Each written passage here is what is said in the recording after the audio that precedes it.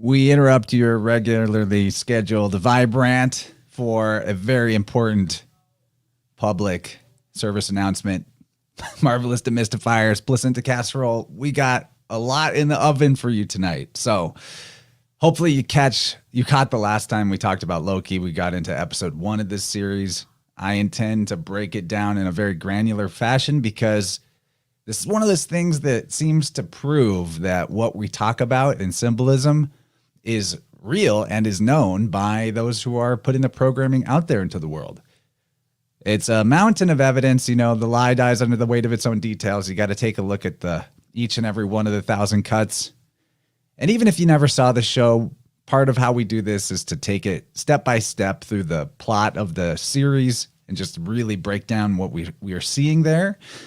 And it's a great jumping off point for learning about and having a reason to talk about various keys to the esoteric system and the mythos. So yeah, exactly. Dom says, never watched it, but last week was really interesting. Great work, Chance. So going forward, maybe slotting a few Marvelous Demystifiers into the Vibrant time slot so that we can get through all of the goodness that is this show. I will say, I actually like this show. It bears, affection upon rewatching it. You don't get burned out. You don't start to hate what you're seeing. The characters kind of grow on you a little bit. It's fun. So, and Dylan's here. That means we can start. Welcome everybody else in the chat. What's up? I love your music, buddy. Sarah Lath, good to see you. Everybody else that's there. Mr. E, sound off in the chat if you're here. Share this with your favorite comic book aficionados and occult researchers. Man, if you ever told me that as when I was in my 20s and early 20s and really into comic books in college, that I would get, as my job, I'd get to break down esoteric stuff from comic book shows, I would have been stoked about that. It's a great job. So how you doing, Gabriel? Welcome aboard. Choo choo. Doing great, buddy. Real good. Looking forward to this one. Yeah, the Loki thing is it's really fascinating to me. The signs and the signals are kind of all there. I've been this coming through on my second watch. I'm seeing a lot more indicators along the lines of like pre-crime. I didn't really think of that in that context the first time through, but now because they're like, maintaining a timeline capable of traveling through time, it makes me think a lot more of what was that with Tom Cruise? Minority Report, man. Thank you. Yes, I'm kind of thinking of the Minority Report parallels. But yeah, this is good times. I'm glad we're taking our time. I hear you said you had 93 pictures. Yeah, guys, 90. My PowerPoint is half a gigabyte in size. Oh my gosh! How many? Let's see. How many pages of notes here? 3, 4, 5. A solid 7 pages of notes in my WordPad. Yeah, man. 93 Illuminati confirmed. Oh yeah. And I'll do my best to be concise, and I may even skip over a bit of the details that I picked out. There's, when you do this type of analysis, it takes you all day or a couple days because you really have to just pull out every detail that you see.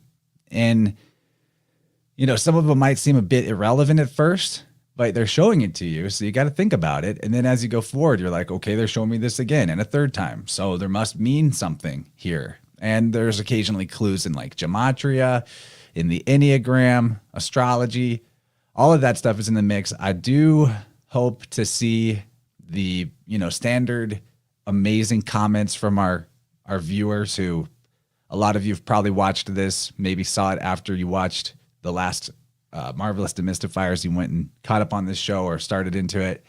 So please hit us with your best weaves in the live chat or in the Telegram chats or whatever. I trust that I won't miss anything too good. I'm sure Jennifer will be watching out for those. She's been a really good help too as we rewatch these things and decode them. She notices things I don't. And anyway, we better get into it, buddy. So this is episode 2. It's called The Variant.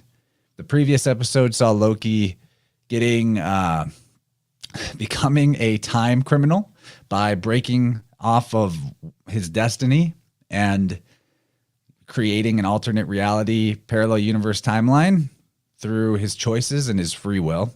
He gets picked up by the time cops, the TVA, the TAV, Time Variance Authority. We've talked about this for 4 hours, so go catch up on that. But we saw it by the end of the episode that Loki had basically made his decision to cooperate, you know, and that's where we begin here. So as is always very important, we want to be quite observant when we look at the opening shots. So the very first thing we get shown is some people dancing around the maypole. The maypole is a symbol of the world axis, the axis mundi, the world tree, Yggdrasil, right? And Gabe, I'm just going to go through my notes, so please just raise your hand or actually probably just speak up, you know, if you need to add to it. Otherwise, I'm going to just cruise right through. There's so much here. But this world axis, world tree symbolism is important because the sacred timeline is depicted like the trunk of a tree with timelines branching off of it. Now, with this maypole that they're dancing around, some have argued in the past that that is phallic symbolism related to the worship of the Roman Priapus, who is very much similar to Hermes and the Herm statues in the sense that, you know, he's got a giant phallus. He's got a real club on him, the third leg. This point is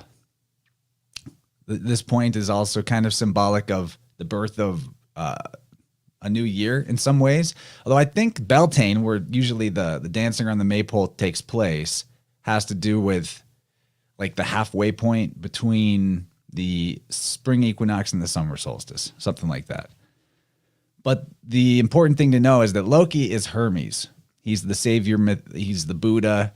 All of the mercurial figures you might be able to name, that's what this character represents. And Hermes, or Mercury's mother, is Maia. So we've got the maypole, and we're thinking about the birth of a new Loki because he's changing as we go into this story.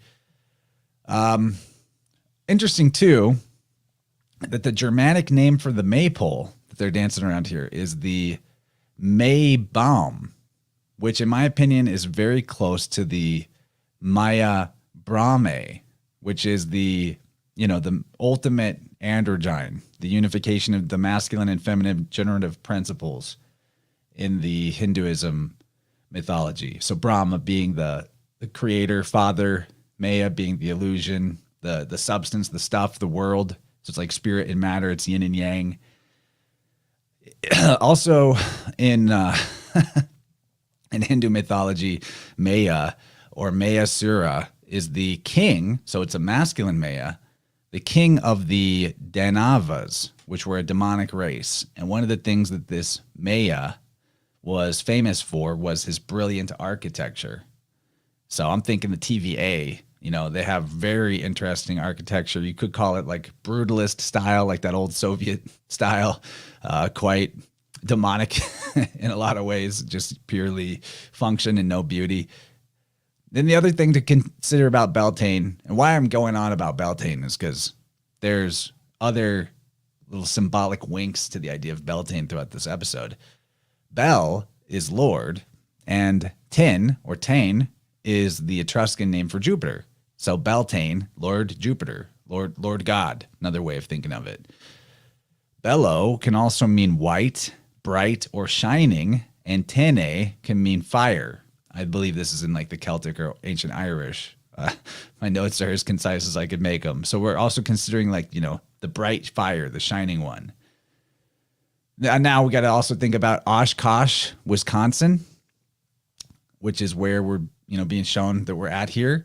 Oshkosh was said to have been named for the Menominee chief Oshkosh, whose name meant claw.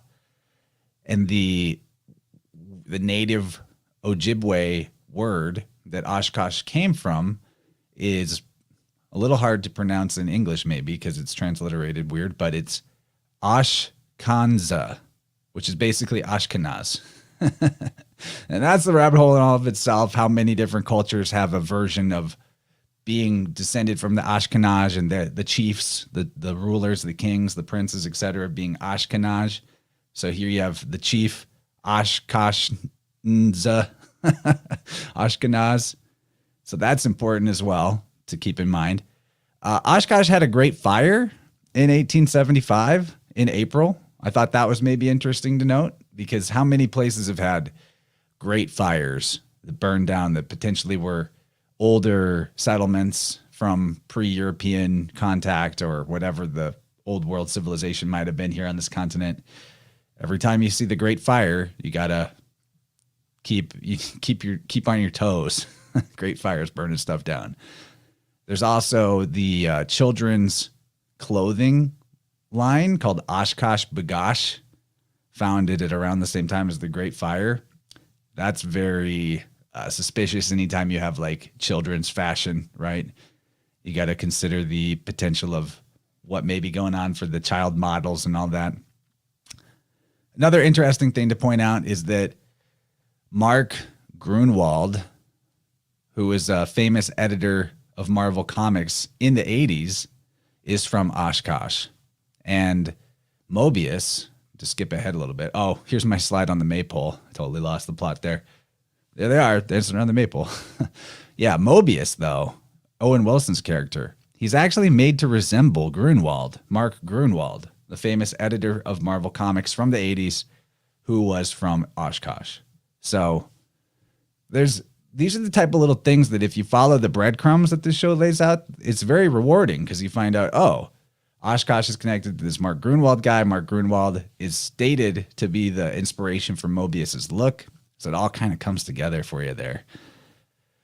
Another thing about Oshkosh is that it's famous for its aviation museum. And if you recall from the last episode, there was a whole thing about D.B. Cooper, about Loki being D.B. Cooper. So we were made to think about, in context to like timelines and hijacking timelines, controlling public opinion and the future and all that. We were made to think about planes getting bombed. I'm not saying I'm bombing a plane for the robots scanning this episode. We're just talking about it. And so I'm keeping my eyes open for any links to things related to aviation and accidents or crashes as we go into this, because it seems to like be skirting around the edges repeatedly. And in 1985, actually, in Oshkosh, there was this Midwest Express Flight 105 it was in September, not April, but still same year, same place. And 31 passengers and crew were killed whenever there was a plane crash. Yeah. And so we're thinking about that. Since there's all this illusion, being that Loki is the god of mischief and illusions, I thought it interesting to point out, I'm going to just read a little bit here, that about that plane crash, the crew may have wrongly perceived the nature of the emergency. It said that an engine blew up or something. Since the explosion of the engine caused the loss of engine thrust, the speed of the plane decreased. The rapid deceleration caused the crew to think that the plane was pitching down, which may explain why the crew made a nose-up input, when in reality it didn't pitch down. This phenomenon is known as a somatographic illusion. However, instead of fixing the situation, the nose-up input that the crew made only caused the plane to decelerate even more. The pilot may have suffered spatial distortion immediately after the emergency. So there's this thing in aviation where there's illusions that befall the crew.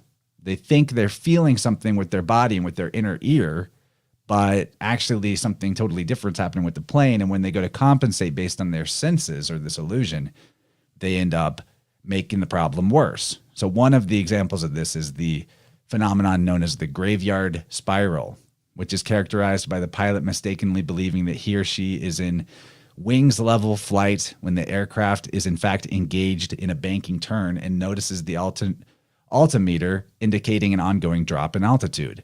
The sensory disorientation of returning from a prolonged banking turn to wings level flight can cause the pilot to re-enter the banking turn, as in the graveyard spin illusion. So, Wow. right? And two of the Well, most famous cases of aircraft mishaps with this spatial distortion was the 1963 crash that killed the singer Patsy Cline, and also the very famous 99 crash that killed John F. Kennedy Jr. oh man. Wow, you got 6, 3, and 9, 9 in the years there. So you got a 639 when you combine the years. Uh Heavy names. Like those names mean a lot to a lot of people's families. Um, but I have to point out the coil. The coil shape of the plane going down. Loki's name is an anagram for coil. Oh, good call. Also, yeah, also, and a lot of people who are into rock and roll, their ears perk up when they hear the word coil.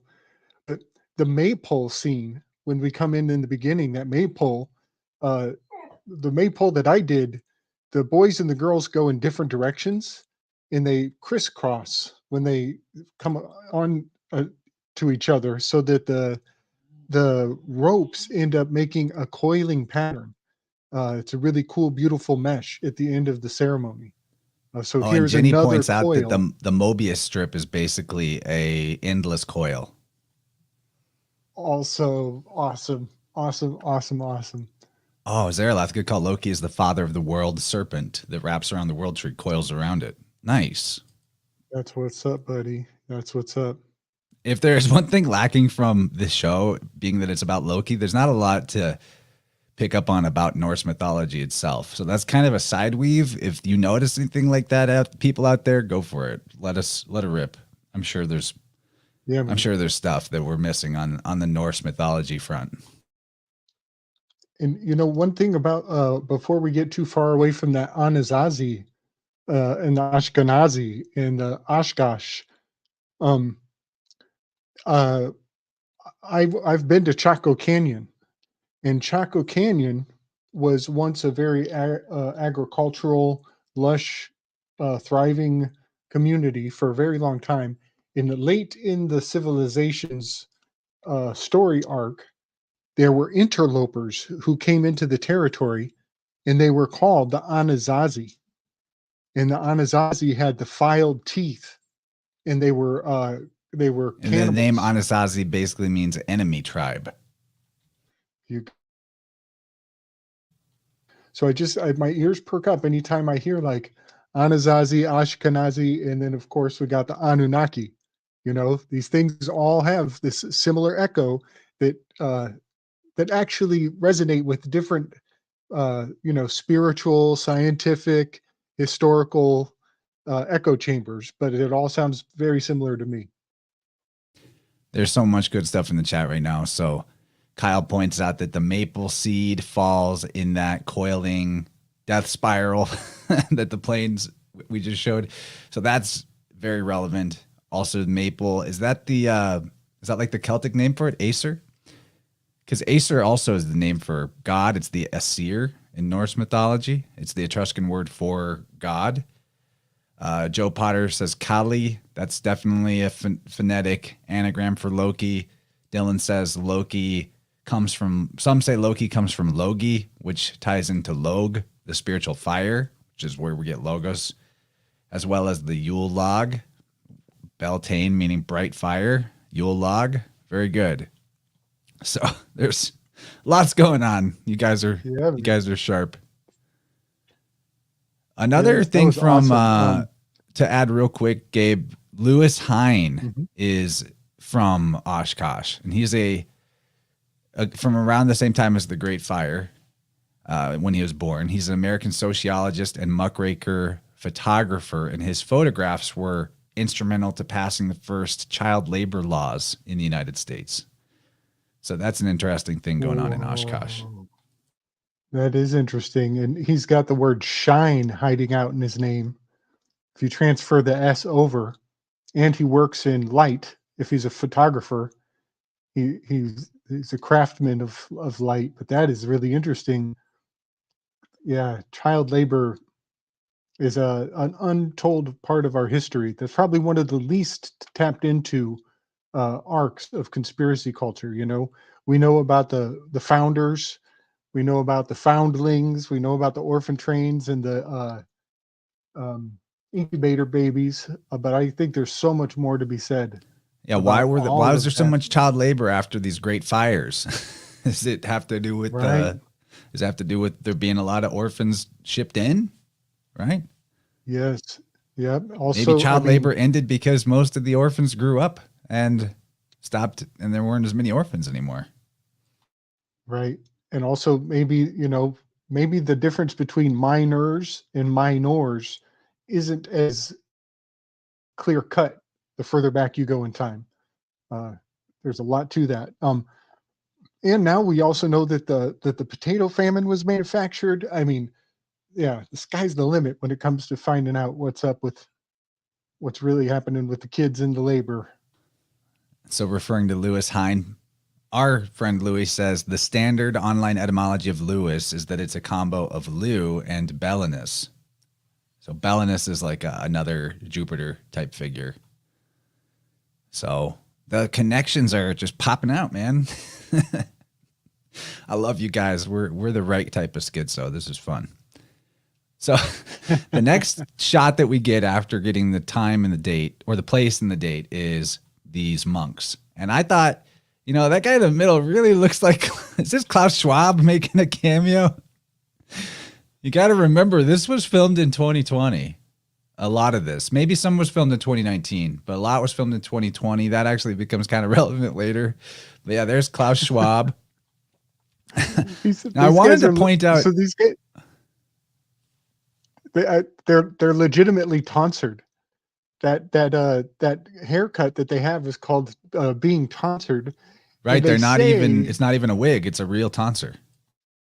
Yep, yep. And they say that, and this is a myth, but the Merovingians had this tradition where when the king would ascend to the throne, he would have to tonsure all the other potential throne candidates so that they would never have a chance of ascendancy. So being tonsured means you're unworthy for the crown, but it also means that you're really a good candidate for the cloth, for a life for the cloth. And that's one of many origin stories to being tonsured. I think there's a lot more to it. Well, it's sort of like a toned down version of castrating your competition, especially when you think about like the myth of Samson. And if I'm not mistaken, the legend about the Merovingians, or maybe it was a different ruling family, but I think the tonsuring, as what they did, you know, it was basically like an improvement over what they used to do, which was they put out the guy's eyes. That might not be about the other pretenders to the throne. That might have been in reference to if a king deposed another king, then they tonsure that guy. But you know, basically, though, what you're saying, there's a lot of stories about that. Now, I wanted to point out the tonsure because it's a major evidence of the diffusion of whatever the universal or interconnected world system of priesthood was. Because you see the tonsuring, or the shaving of the head, either fully or partially, when joining a monastic order or joining the clergy of any kind. See that with the Celts, the Catholics, the Orthodox Christians, that is, Buddhists, Hindus, they all tonsure. Susan is correct. It is very unattractive. The fact that Moses I think in Leviticus forbids tonsuring all but proves that the Jews once practiced it. Why would you forbid and outlaw something unless people were doing it? And that's because the Jews were essentially an offshoot of Buddhism at one point that kind of went its own way. And in Judaism, they call somebody with leprosy the Metzora. And part of the purification process for the Metzora is a ritual of shaving the entire body except the leprous locations, the afflicted locations. Islam also forbids tonsuring, but at least the partial shaving and leaving hair in some areas. In the Quran, it says, the Prophet commands, shave the head entirely or let the hair grow entirely. This is either to distinguish Islam from the other cults, or probably, though, it's forbidden because the people who were doing this practice were idolatrous in some way. And that's what Islam is the old system just brought back into a form of kind of purity where, things devolved over time and more become more and more fetishized. I think Islam was just basically a return to the old ways. Not, it seems like the newest of the religions, but I think it's actually like getting back to the roots of what the system was before. Probably something like that. Could be wrong. The interesting thing though is there's this writer that Dylan references in his 6th Spirit World book called, his name is Gamara, and he wrote La Historia de las Indias. And in it, referring to the Peruvians, when the Spanish got there, Gamara says, they are all very like Jews in appearance and voice, for they have large noses and speak through the throat, making themselves bald like monks, except they shave off the hair from the front and back of their heads and allow it to grow on the sides. So that's a very specific thing to be finding in Peru. Supposedly a whole different part of the world, different civilization.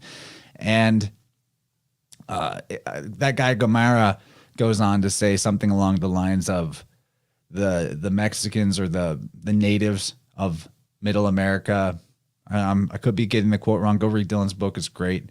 But that their laws and their system of governance and priesthood was more like Judaism than Judaism was like anything else known in Europe or Asia. So, and you get to go through all those connections in that book. So, but the reason symbolically, to get back to the show and the plot, the reason we're being shown the tonsure is because what it symbolizes when you're joining a monastic order is that you're leaving your old self behind. You're leaving your old life behind, your old identity behind. And that's what Loki is doing in this show at this episode. The first episode, he was, classic Loki, pretty evil, and in this episode, he's leaving his old self behind and becoming the new version of himself.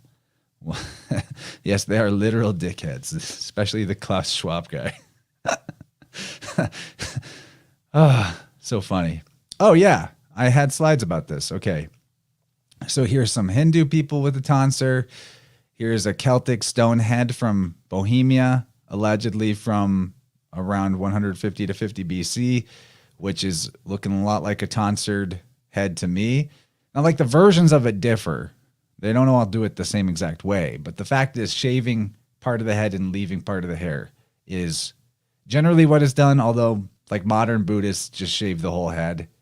Still, the idea is of shaving the head when you leave your old life behind. And then, of course, that was just a classic monk.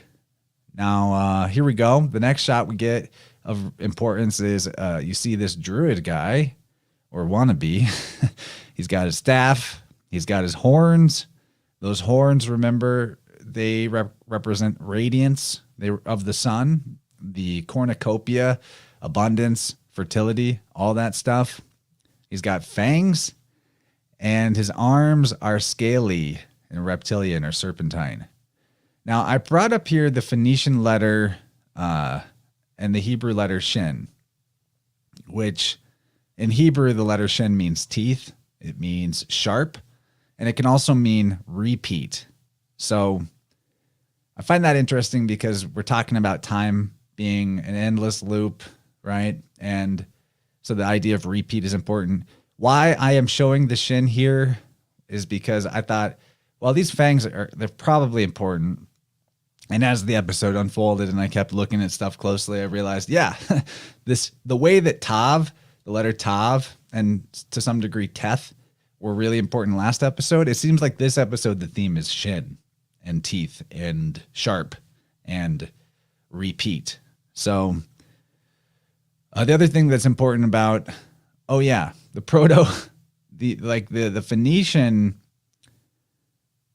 Phoenician shin, what became the Hebrew shin, was pronounced supposedly to the Canaanites more like a T or a TH sound.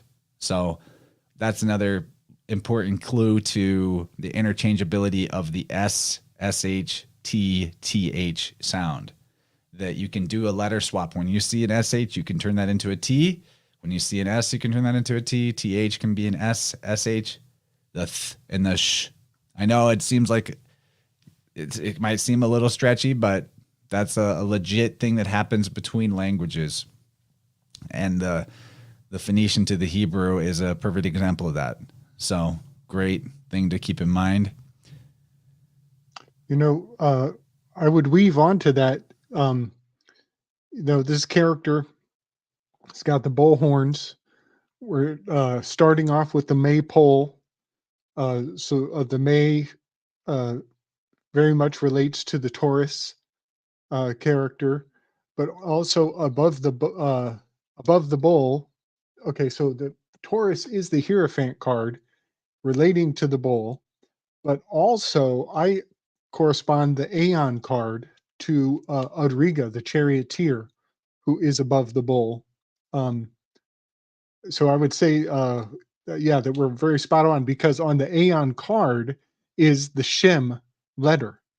The letter Shem is at the toes of the Aeon child on that tarot card. So yeah, I would totally concur with your hunch to put the Shem in correspondence to Homeboy here. Well, I didn't even think of that. I'm just just looking up an image of the Aeon card. Yep. And you are correct. So Aeon, and that Aeon is the Mobius strip that came up in the last episode. Nice weave, dude. Man, I got to get more familiar with that Crowley Tarot. Especially now that I kind of have a decent handle on the Hebrew letters. The Thoth Tarot, I'm probably ready for it. I think it would be handy. Yeah, it's an interesting one.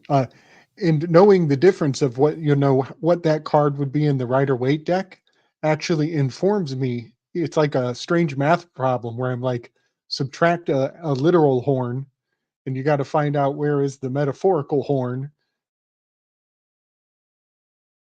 So the elements are still there. They just kind of switched languages.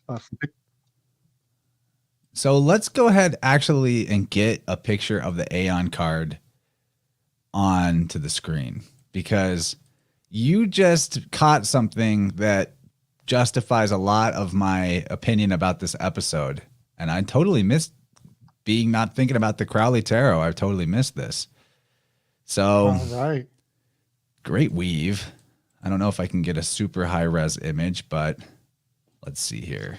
You know, it's been on my program also. Like I just recently did the The Economist magazine cover with the dive bombing paragliders. I just did a whole episode on that, so it's been on my table lately, and I'm realizing the Aeon card, which again is Audriga, who is just above the horns of the bull. Do you see the connection between this screenshot and this card? Yeah, man. Look at that. Look at that. See, it's the shape of the helmet, actually. But there's even a chin strap though, kind of too. But specifically, this is C20 and XX20, 20th card. XX, good fucking catch, buddy. That's actually throughout this episode. This episode is riddled with trying to get you to C20. Do you see 20? Yeah, do you see 20? It's constantly asking you, do you see 20? And that's what this character's name that we see here. She's called C20. That's awesome. This is great. So that archway, it is like it's so much like her helmet. It's amazing. But it is the symbol for the lunar node. The north node is in that shape. It kind of looks like a shackle or a cuff that's not locked in place, or a cobra's hood. The back of a cobra hood has this coiled horseshoe with little emptied spirals on the end. So yeah. And then it's got the big titas, the tits in the sky. Those are literally the Milky Way is in Right. Taurus, and the initiation of the Milky Way. So having big boobies hanging out in the sky is like very erotic, but also very psychosexually impeccable. I'll say it that way. And I guess there's a backup Crowley Aeon card. Where is this coming from, Lou? I'm going to put it up. But this also informs quite a lot. I mean, you have that same shape with Nut or Nuit arched over the as the cosmos. You know, that's Maya. That's the mother of Buddha. And what's interesting are these three figures almost like being birthed out of leaves. The fact that they're coming out of leaves and then the scales, all of that is very interesting. But thanks for sharing that. I'm going to actually jump past this though, because we have so much to talk about already on deck. I don't know what I'm talking about with these Crowley cards. But C20, that's important. Watch out for C20, XX. It's all over the place. Next, we see the ale winch of the tavern. And when she sees the TVA guys, she's telling them, you know, some of us need this. You know, you're not dressed up the way you're supposed to and you're hurting the vibe. But why did I grab a screenshot of the tavern and this ale winch is because the very next shot or the very next scene is them going into this tent, which is the tabernacle. They've entered the tabernacle. If you letter swap V and B, which is very allowed, then tabernacle is tavern. Tabernacle. So, and you recall the Tav, it was very important to the previous episode, and it's the cross. It's the X marks the spot. Also makes me think, reminds me of the whole tabs being bills and all the tabs that were being shown in the previous episode. So the tabernacle, though, is the dwelling place of God to Judaism and a few other Abrahamic religions. And there's a thing called the Holy of Holies with the tabernacle. See, I keep switching it accidentally. It's so easy to do. And if you enter the tabernacle's Holy of Holies without, sanctification or whatever, then the Spirit of God that dwelled in the Holy of Holies would kill you or make you go crazy, something like that.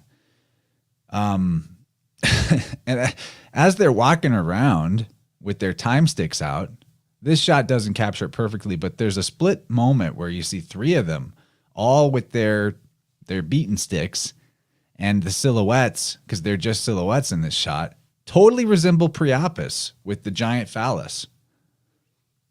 It's completely there. The reason I grabbed this screenshot specifically, though, is because you really see this prominent tent pole with the three lamps. And actually, I didn't grab a screenshot of it, but I did later because it comes up again, which tells me it's important, was that there's a pony, equus, a horse, shown that's got a drape with the fleur-de-lis. And that's what I think these three lights are. It's the triple crown, triple crown of Bel or Baal. Yeah, man. Yeah. And also that's the castration thing with the pawn shop logos and the Mickey Mouse scar, always with the triple orbs. Exactly. That's a good call. Yep. And and one more I wrote this down in my notes, was the last episode we left off seeing this rogue Loki character as a hooded robed character in a field with a lantern, and the lantern was thrown on the ground and started a fire. So that was definitely the hermit card. So we're entering the fall, and at the end of that last episode, going for the closing of the scene, for the final scene. Here we started in the spring, but they've now gone into the tents. So they've and again, we're going to jump around. This is still the beginning of this episode, but now we've gone into the intense, and the intensity kicks on in the anticipation and the music. And this battle scene is it's ritualistic. It's totally ritualistic, because even the music is like, I need a hero, is the music that they play. And then she gets, well, I'll let you, I think you got a couple things to say before I say what happens at the end. Yeah. I will walk through it. Just jump in whenever what you're thinking of pops out. But speaking of entering the Holy of Holies and losing your mind, she walks into this is C20. She's in the temple, right? And then she gets touched on her temple, right here, touched on the temple, and she loses her mind. And, it begs pointing out, why does this left or right part of your head, this specific spot, why is it called the temple? Why is it the tempula in Latin, which is meaning time? I think that it's possibly a reference to the third eye chakra that sits at that level, because in the biofield, the third eye it has everything to do with your connection to the past and to the future. You imagine the future in your mind's eye, and you see the past through your memories in your mind's eye. So calling that spot right at the level of the third eye in your head the temple makes a lot of sense. It might even be evidence of the ancients having the same understanding of the biofield as I'm describing here. Maybe. I don't think it's a coincidence. And then, of course, your body is the temple of God, so to speak. And yeah, you brought up that song, Holding Out for a Hero. I need a hero. And that song is kind of interesting, being that it's by someone named Bonnie Tyler, and it was actually written for the Footloose soundtrack by Jim Steinman. Because all these songs that are hits are written by somebody with the last name Stein or Man or Berg, and in this case, it's Stein and Man. And this fight scene that they have here is interesting. There's a lot of piercing with phallic objects that goes on, for sure. And also, okay, so we have castration is in the mix, right? We're thinking about the possibility of castration and castration rituals. Well, I also thought it was interesting. I went and watched the music video for this song from like the 80s or whenever, the Holding Out for a Hero by Bonnie Tyler. And the music video has a lot of imagery that resembles the final scene of the previous episode, where in that Oklahoma Old Westy nighttime with flames. A lot of that. And also a lot of like Muse imagery, interestingly. But I looked into Bonnie Tyler a little bit, who sings this song. And I guess she had a distinctive voice change all of a sudden, where she became very husky in her voice. And I don't know that anybody knew her, or she was well known or famous at all before she had a very, as it's called, husky voice. Weird. And she claims that she had vocal cord nodules on her vocal cords that she had to have surgically removed. But here she is in 2022 receiving her medal to become a member of the Order of the British Empire.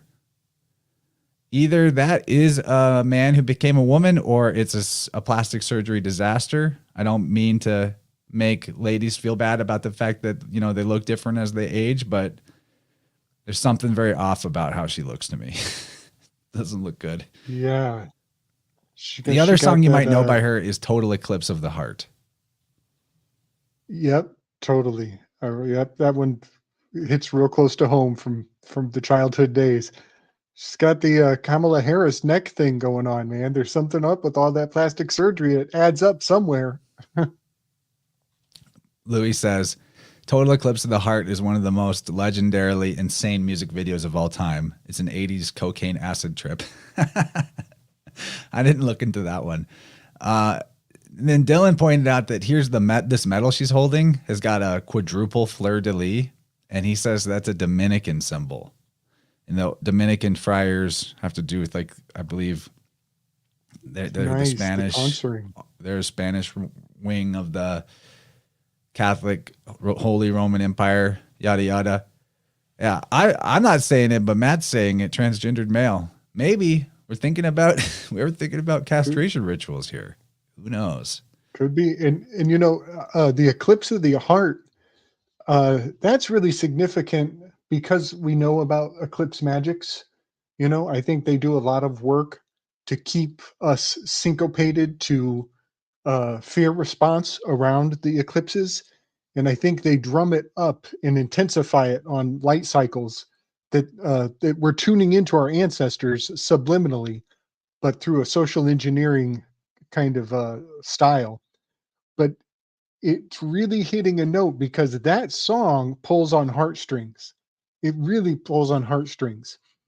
I often think about how auto-tuning has probably been long weaponized since before I knew it was a term.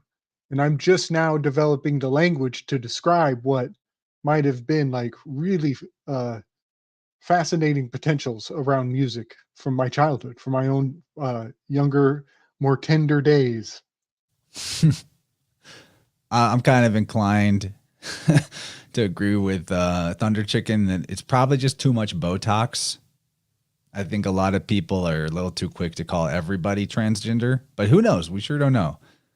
And yeah, a lot of mileage out of 2 or 3 hits to be, accepted into some strange or nightly order by the Queen. Very bizarre. I don't know. Actually, maybe it wasn't the Queen. Was the Queen still alive in 2022? When did she go? Anyway, not super relevant. So then this hooded cloaked figure, who is the bad variant, picks up the temp pad off of one of the killed Minutemen. Even the idea of Minutemen, we haven't really mentioned this, but that's what the name of the TVA's stormtroopers are, the Minutemen. And that just takes you right back to the idea of the Revolutionary War, and revolution means a cycle or a circle. So that's in the mix. But I thought that the resemblance of this tempad to an iPhone was pretty important because in terms of the sacred timeline, which is the approved official narrative of human history and our story, our iPhones have become our access to the sacred timeline. Like I feel like a lot of the people know more about the official story on things than ever before, and we're quicker to defer to the authority story about things because we have access to it within reach, right in our pocket. Yeah, man. I had a fun breakthrough today about authority. Mercury is the 80th element. And so isn't it fun that we go to the messenger for authority so easily and so readily? In the cell phone is totally the touchstone. We've woven on this for a long time now, but there's a particular constellation on my mind now that becomes the touchstone, the commonplace, the shared public forum, becomes the podium that they come to address the people at, and it's the Ara Altair constellation. So it weaves into so many things for me now, going back to and including the melted steel beams on 9/11, and the monolith from Dasein 1 Space Odyssey. Yeah, speaking of 2001 and 9/11, 9/11 shows up in this episode very clearly. And the portals they walk through are monolith shaped, Yeah. They're like golden monoliths. It's pretty consistent. There they go. And it's also kind of like a Death's Doors idea because this hooded black figure is essentially like the Grim Reaper, who is time, who's Kronos. I think we're meant to see that with the hooded cloaked figure for sure. And the next thing that happens is I want to point out the dragging out of the tabernacle. That's actually the part of the reason why they have to wear a chain on their ankle when you're in the tabernacle, is in case you get zapped, they need to be able to drag your body out by the rope around your ankle. So getting dragged out of the tabernacle is again confirming the weave you started on when we came into the room. Wow, that's a good call. Yeah, see, this is why we're a good team. And now I've got something that I need you to expand on, because then from this, everything goes black, and you get the opening opening theme music and the show logo or whatever. And while everything's still black, you hear ding. And if you're reading the subtitles, if you have subtitles turned on, it's bell dings. The bell dings. Oh my God, there it is. There it is. The Pavlovian response. The bell ding. That's great, Chance. That's so great. So yeah, if anybody hasn't heard it before, we've got a huge thing about what is the Pavlovian sound that your school trained you to close your books, change the subject, move on, stop thinking, and enter into child trafficking. When you're going in between your classrooms, that's child trafficking. So there are all these trigger words, and you're walking between classes. Well, you grow up, and it turns out like child trafficking sends you into a terror, uh, class warfare, battle between classes. All these terms go back to the bell ding in the Pavlovian response, including when people want to talk about the buildings of 9/11, they want to change the subject, close the books. Let's not have. This is Thanksgiving dinner, damn it! How dare you talk about 9/11 on Thanksgiving dinner? So yeah, a lot of triggers are built into the words we use around our education experience. Which Jenny I think tells is totally this on funny purpose. story about how when she was waking up to the world, she went to a wedding with some friends, and like after the wedding or during the hangout around that time, she was like all stoked to get everyone to watch Architects and Engineers for 9/11 Truth. And that went over pretty poorly. Super funny. But I wanted to point out that from MK Ultra, there's a couple of famous bells with MK Ultra. You have Attorney General Griffin Bell, who conducted the MK Ultra hearings in 1977. And you have Harris Isbell, who led much of the MK Ultra drug experimentation, at least was the face of it. He's who we're told was running a lot of that. But on top of that, Bell Ding, if you swap the T and the D, Beltane. Beltane. Nice. Totally. Totally. And those priests who go in the tent are supposed to wear bells on their robes also. I think 10. I think the bells are supposed to be 10 bells. Beltane, I think. And this guy, he looks a lot like Maxwell Jacobson, the Dr. Feelgood who made placenta methamphetamines. But he's got an interesting name there, Harris. Right? Yeah, Horace. Harris is. What hours? And time. Yeah. And then and bells mark time too. Church bells mark time. Yeah. Yeah. I dig it. I dig it. Yeah, building. Dylan gets it. Everybody's getting it. There's a lot more to be said between the lines, so I'm hoping you guys are having your own mind explosions here. So after the building, then we get shown this jet ski magazine. And in case the connection to bells ringing in school wasn't clear, Loki is sitting here getting schooled. He's having to watch training videos for his new job, essentially. Now, they have the jet ski here. This is at Mobius's desk. So this is Mobius's magazine. It's volume 26, number 4 of whatever this magazine is about jet skis. So that's at 30. If you do 26 plus 4, jet ski. And everything I reference in terms of gematria is septenary gematria because that's the one I prefer. I don't like, I figure stick with one. Don't add a bunch of ciphers. Otherwise, it gets too hairy. And maybe some of the gematria I throw out here is irrelevant coincidence. Maybe not.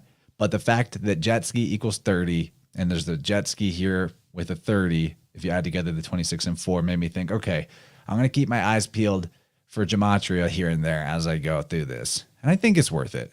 But remember, this is Mobius's desk. It's his jet ski. He's the TVA employee who's handling Loki. And he dreams about jet skiing. You know, that's his dream, right? He's always daydreaming and fantasizing about jet skis. So I decided to look up in dream interpretation symbolism. What do they say about dreams about riding a jet ski? And riding a jet ski in your dreams is said to mean that your feelings and opinions are changing. They're varying. So like the water aspect of this is also important, like flow and all that. But the fact that you could look up the jet ski symbolism in the dream, he's dreaming about jet skis and it perfectly describes what he's got going on, means we should be thinking about all the symbols in this show for their subtext. Clearly the subtext is written in there intentionally. So Loki's getting quizzed on Nexus events, branches off of the timeline, what it means if they grow past the red line. Apparently it means the destruction of all reality, the collapse of all reality. So we have this little reddish orange plate, circle lady, Miss Minutes. And he asks her, are you a recording or are you alive? And she says, sort of both. And to me, this is important because she's like a guardian spirit, right? She's non-physical. She's whispering in his ear. It's very like the Islamic Quran. She's watching everything. She is a recording. To me, I'm thinking about the cord of the placenta, of course. She is a disc. She's disc-shaped. She's alive. She guards the timeline. I feel like we've talked about it a lot in the past, but in terms of what the placenta may be physically, or at least symbolically, is that it's your lifeline, your timeline. It's got contains some kind of knowledge or energy or strength from your ancestors. So it's a guardian, of course, when you're in the womb, right? There's so much that can be said about this, but I think that question of are you a recording or are you alive, to me subtly is hinting at like, start thinking about the placenta. And there's enough things later in the episode where I'm like, okay, this definitely is worth making the connection here. 100%. 100%. 100%. Especially because the very next thing that happens is Mobius comes up to Loki and says, suit up. And he puts on his jacket. Suit up. Time to address you. They're going to now address you. You're so right, buddy. Also the placenta is the jacket that you're born wearing. You know, it's the coat of colors. Yes. Yep. It's the family heirloom. Totally all the ancestral benefits. I love to think about that Miss Minutes. You know, she very much to me, I think of her as the Wheel of Fortune card, because she's a machine. She's kind of the interface with the machine.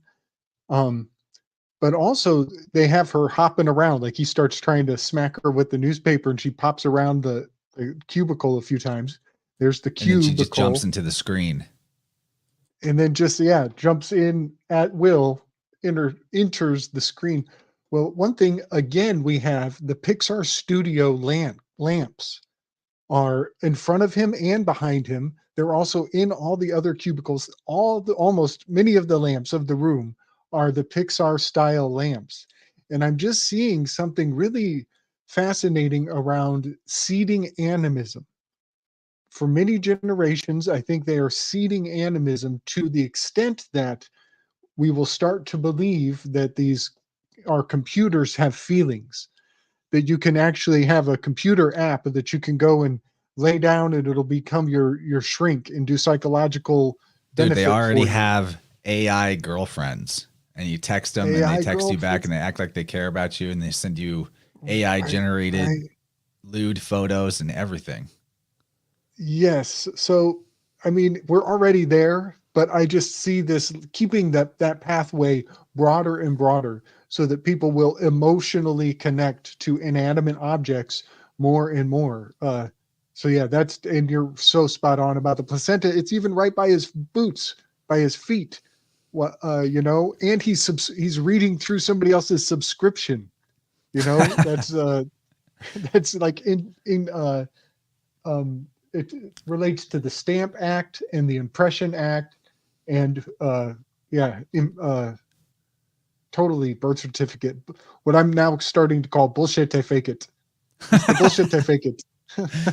Yeah, because when you are brought into the world, the first thing is they clip your sacred timeline, disconnect you from your placenta, guardian spirit, holy guardian angel, what have you, and then stamp the soul of your foot.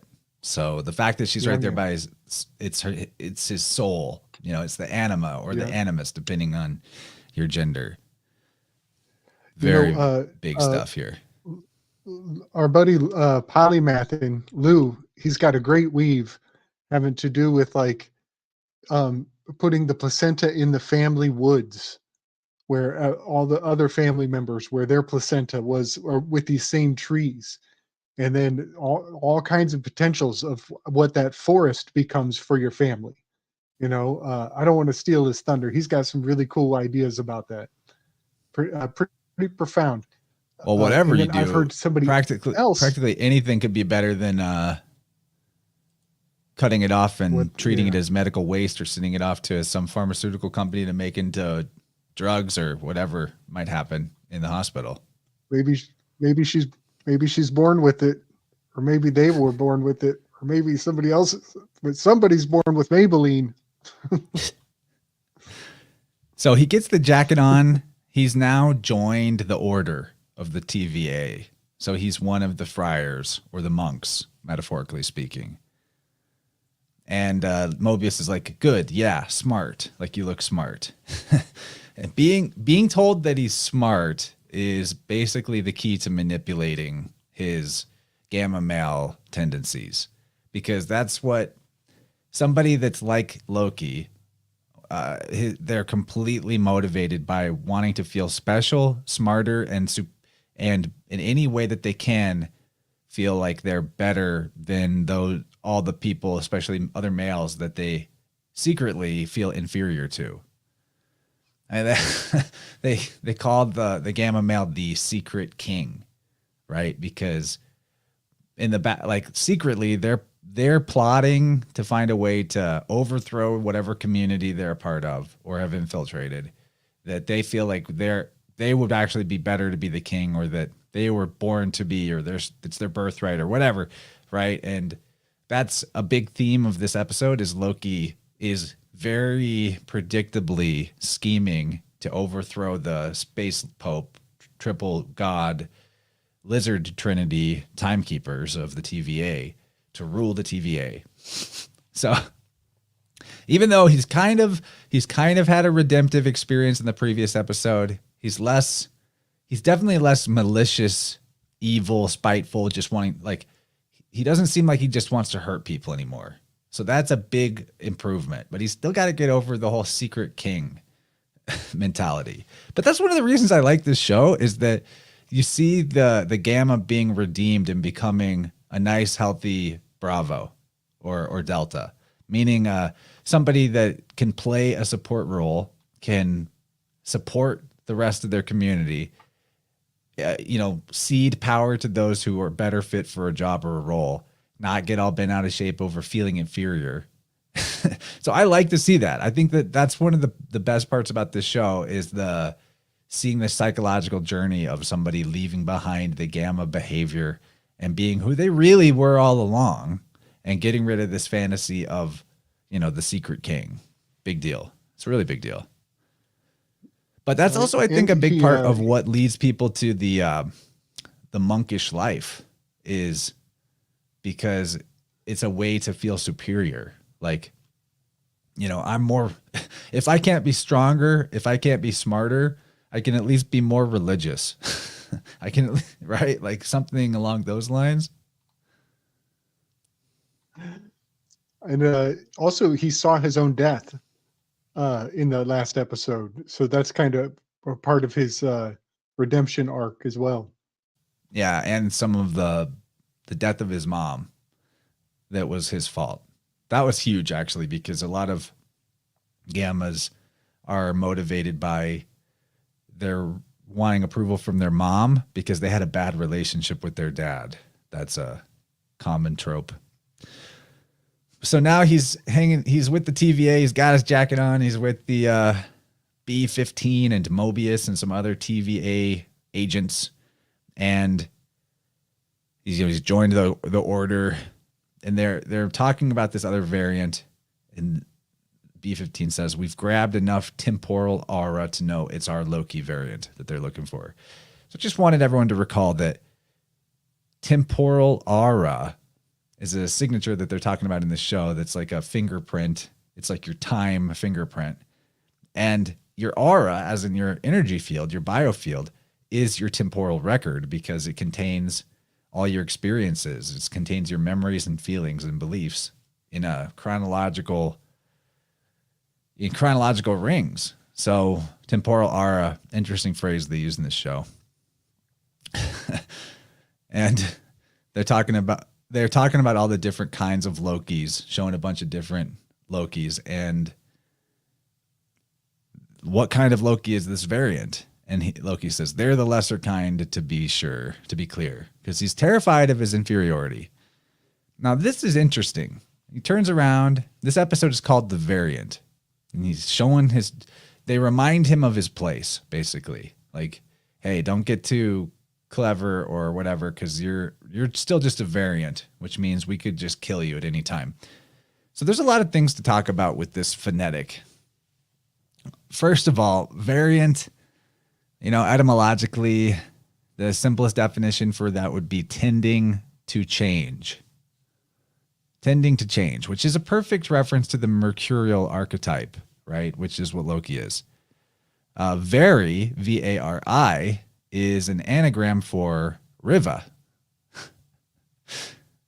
And to get into the gematria of it, river, which is a very fascinating word, 55555 in septenary gematria. All the letters of river are fives.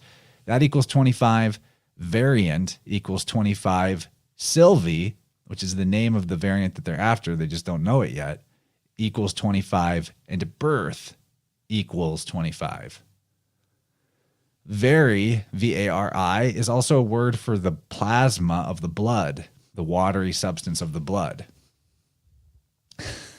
And if you pronounce var, V-A-R, if you pronounce it with the V like a W, it is were, as in werewolf, which means the werewolf, which is encoding river and flow, werewolf. And the wolves come up, so I'm not just pulling wolf out of my ass, werewolf out of my ass. The root were, W-E-R, in context to what is erroneously labeled Proto-Indo-European, were, or ver, means water, rain, and flow. And the reference given to this root is the Latin river Avara, which is very close to Avaris, the city of Egypt that the Israelites, theoretically the Hebrews, are famously from. It's where you get the word avarice, as in greed. If you do the B to V switch, your avari or avara becomes your obri, as in obri or ibiri. These are philological or like alternate transliterations of the word that becomes what we say as Hebrew in the Hebrew alphabet. It's I'm just reading the chat. It's so distracting. Anyway, this word were or ver it's chock full of stuff. And just think of all the savior gods related to rivers. Osiris in the Nile, Bacchus meaning stream, It goes on, lots of gods and goddesses named for rivers or vice versa. The fox also plays into this. The fox is kind of a trickster archetype, especially in Asia. And that volp root, vol of fox, is basically ver with the R switched to an L. And also we're thinking about the vernal equinox, Easter, where the seasons change. That's because the ver is about change and flow. All of that is in the mix. So on the wolf, Loki is the outcast. There's an old common law phrase called caput gerit lupinum, and it means let him wear the wolf's head. And it's basically like an all points bulletin telling the population not only to kill this person of interest, not only are you required to kill them, but if you can trap them in your own house, you're required to burn your own house down in order to kill them. And so what is fascinating about that phrase is that it's compulsory. It is commanding the population to a kill order. It's basically execute order 66, but for your population to all points bullet in, all point your bullets into this guy and even burn your own house down. So that last part of the phrase, let him wear the wolf's head, is so fascinating because Adolf means the head wolf, which is the wolf's head. And so, these guys, I think that mantle, I think it is actually signifying, for those in the know, a necessary evil. I think that the wolf is indicating a necessary, a philosophically necessary evil in the world. I think that's what that's supposed to be a call sign for. Dylan has a really good weave too of Lycos or Lukos is wolf. That's awesome because that's very close to Loki. Lycos. Oh, great. Loki. It's right there. Hot fire. That is hot fire. And I think that's one of Dionysus's, like Dionysus supposedly like went to India and conquered there, Bacchus. And I think one of his like generals or underlings was a Lycos or Lukos, something like that. Okay. Yeah. Something that I did a weave with Thomas, Paranoid American, on the werewolf.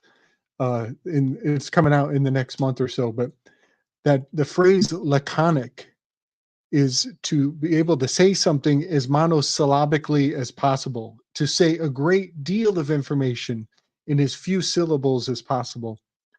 But I've come to believe that the symbol on the Spartan shield. Oh yeah, because that's the Laconia is Sparta, and the Spartans would be very like, aggressively short with their words, probably. Laconic. Exactly. So I think that symbol on the shield is a wolf's ear. I think that is signifying those who can hear the dog whistle language in as abbreviated short form cipher is imaginable. Good stuff, man. So talking about Loki, and they say that he's a cosmic mistake, or that's what B15 says. This is like a proof of the cognitive dissonance of the TAV, the TVA, the people with the cross on their forehead or the X on their forehead. And I brought this up last episode, but in Esoteric Judaism or Kabbalism, there's this idea of tikkun olam, which is to heal the world. This is the root of all of the corrupted or fallen Gnosticism branches, which is that God has made a mistake. God messed up, got himself trapped in his own creation, lost himself, and we have to fix God. We have to fix the world, heal the world. So here they are as the governing body of the world, believing that their grand architects of the universe, the timekeepers, are perfect and have everything under control exactly. Yet also they're believing that here they are in front of a mistake, a cosmic mistake. So you really can't hold both of those ideas in your head at the same time, that the world is broken and God has made mistakes, and that your God is in charge and in control. So like, pick a lane. That's the thing. Then they're going through all these different Lokis and their powers, and Loki he cannot hold himself back. He has to correct Mobius about the list of powers that Lokis have. Because that's a classic Gamma thing. If they see the person they feel inferior to make any kind of slight mistake, they will explode on it. Maybe not like Loki here was not mean or like bad toned about it, but there's actually this funny thing that Owen Benjamin does where when he's posting somewhere like on Twitter, he will intentionally misspell stuff in his post, and he calls it the Gamma Mule strategy. So when he does that, all of the Gammas that see it will have to comment and be like, you used the wrong form of there. And so all of basically all of the people that jump on him to correct him aggressively end up causing the post to snowball and reach a lot more people than it would have. So that's why the Gammas become his mule, and he reaches a lot more people by doing that intentionally, which is super funny. Very nice. Well played. Well played. Yeah. You can, if you know their traits, you can use their own behavior to your advantage, and not get stabbed in the back. It's great. Then Loki finds out that, Mobius is not at all concerned with him having his magic or him doing any betrayals, and that there's an audience with the timekeepers on the table. That's what false hope that Loki's being given by Mobius to get him to cooperate. Because again, in the back of his mind, he thinks he's going to overthrow them somehow.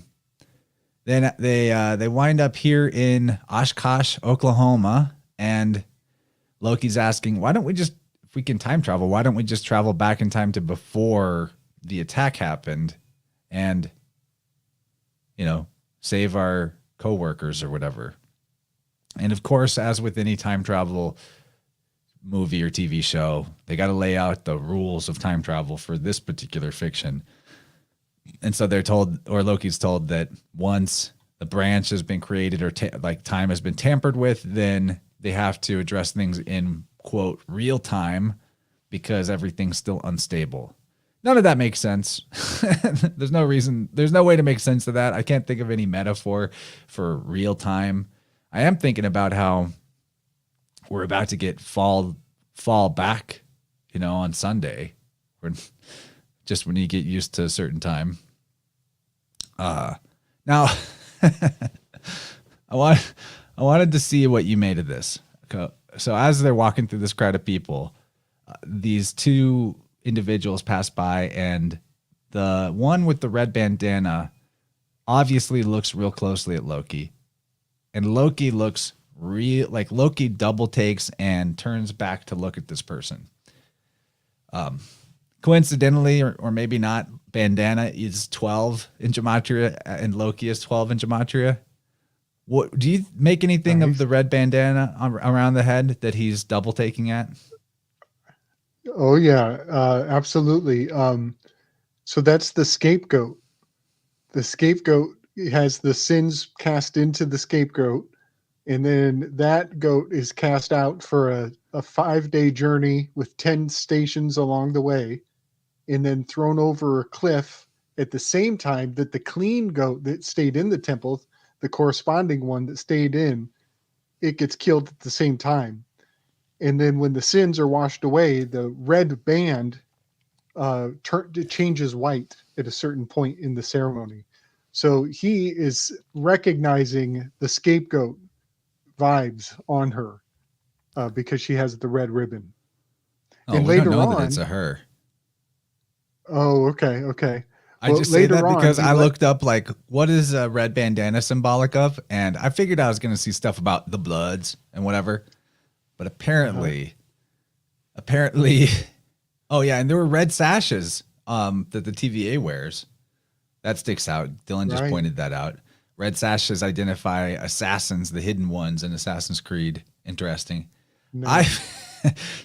speaking of hidden ones, I found that when I looked up red bandana symbolism, that in San Francisco it's code for gay. So if you have a red bandana, that means you're you're open for business. Oh, ready. I get it. Ready. Yeah. And Loki goes both ways. We already heard from the last episode that he's gender fluid. So I think that that's a dude dressed like a woman. And I think the scapegoat weave is real. I think the gays are being set up to be the scapegoat for the atrocities of the trans kids thing. You know, I think all of that is worth Yeah. considering. Yeah. And later on, he ends up setting a bunch of goats free. Right. I'm pretty sure that's this episode, right?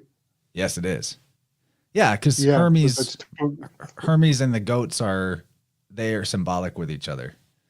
The goat is yeah. his Yeah. animal because he's also Pan. Right. Sometimes And he's even got goat legs and horns. yeah. Maybe not Loki, but his version as Hermes. So this is the pony with the Yeah, fleur this de is lis that shows up a second time. Just thought I'd point that out. okay. And this is also where we Yeah, find this is out that what's that? this is totally what Wisconsin totally looks like this, by the way. There are still places in Wisconsin that look like this. Nice. I've never even really been to Wisconsin.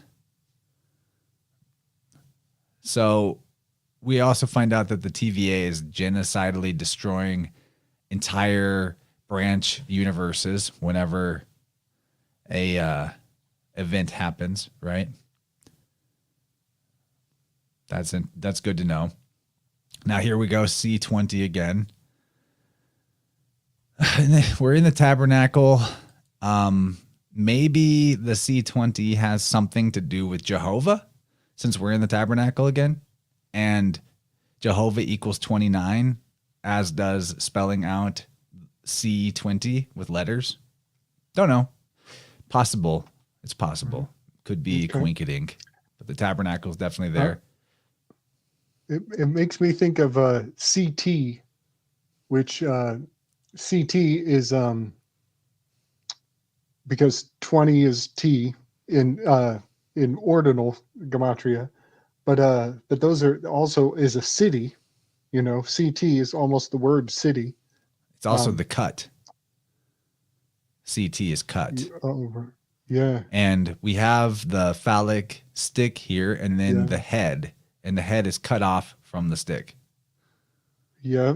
Yeah. But definitely. Yeah. There's all the signs of the birthing, the obstetric practices have been flashed. So they're in the tabernacle and Loki starts doing all this theatrics about stalling for time and like talking about how much he knows about what the other Loki's going to do and trying to scare them that they're about to get murdered by the other Loki. He says, where there are wolf's ears, wolf's teeth are near.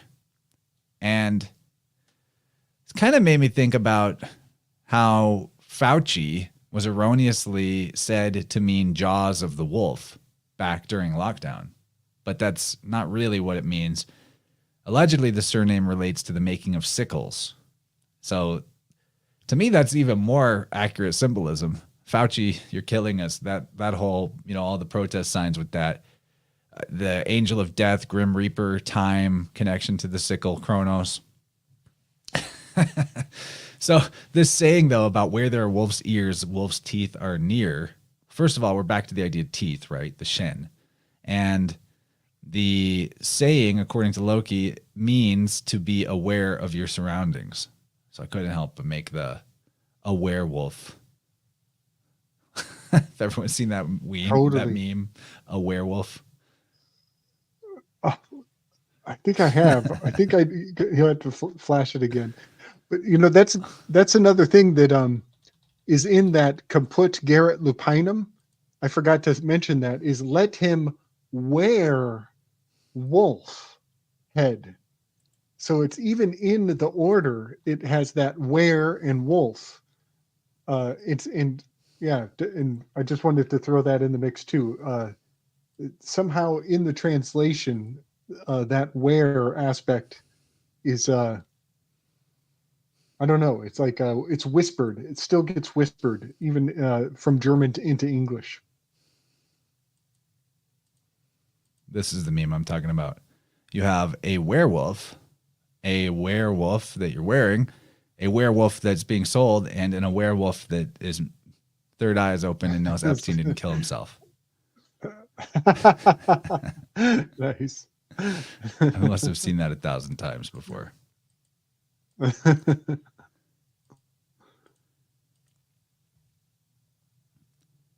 So Loki's saying, my teeth were sharp, but my ears were even sharper. In this scene, talking himself up how smart he is. And remember, teeth and sharp are both meanings of the letter shin, the SH or the T sound. Dylan says, the secrets of the Hermetic Brotherhood, the angel of death is the angel of life, the sun. Yes, inside you are two wolves. That just makes me think of, again, Owen recently talking, I don't know, maybe a couple weeks ago, I feel like he was doing a joke about inside you are two wolves. One of them is a grabbler and wants you to send money and troops to another war. All you have to do is not feed that wolf. So Loki is, I got a thought on my ears were even sharper.